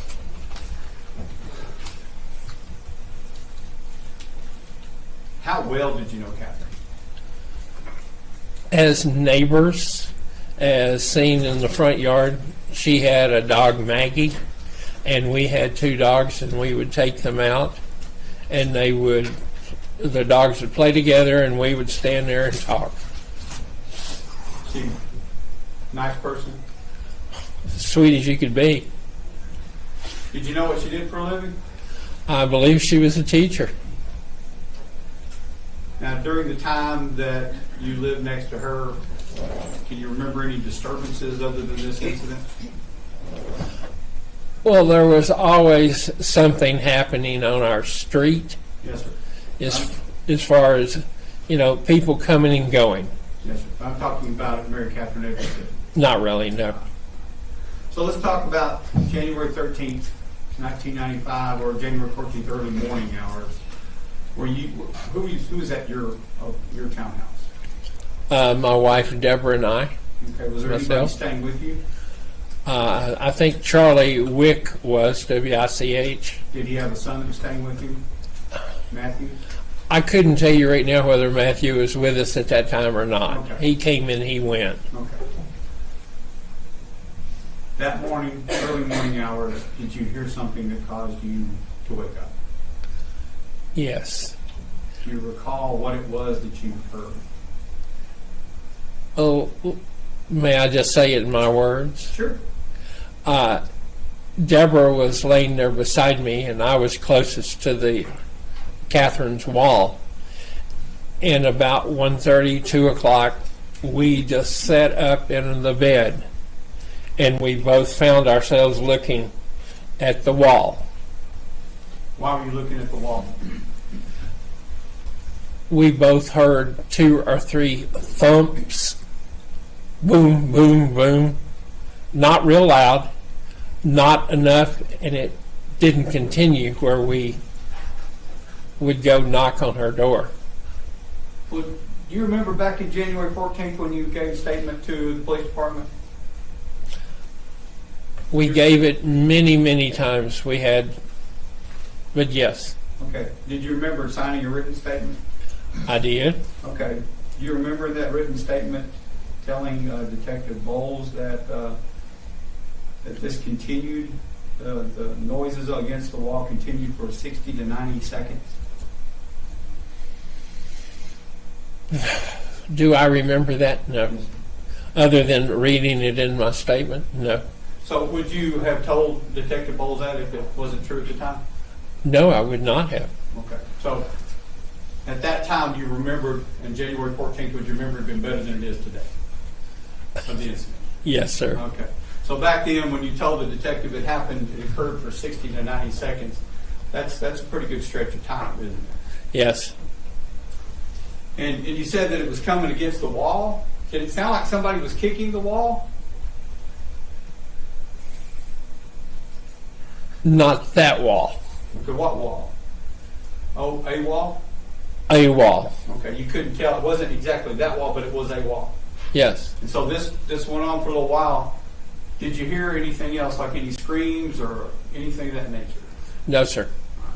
So you and your wife were hearing all this, and it caused you to sit up. What did you do after you heard those noises? Well, they ceased, and we went back to sleep. It was not enough and continued long enough to go where we're going to go bang on our, neighbor's front door.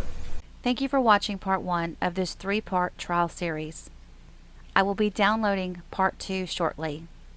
In the meantime, take care, God bless, and we'll see you soon.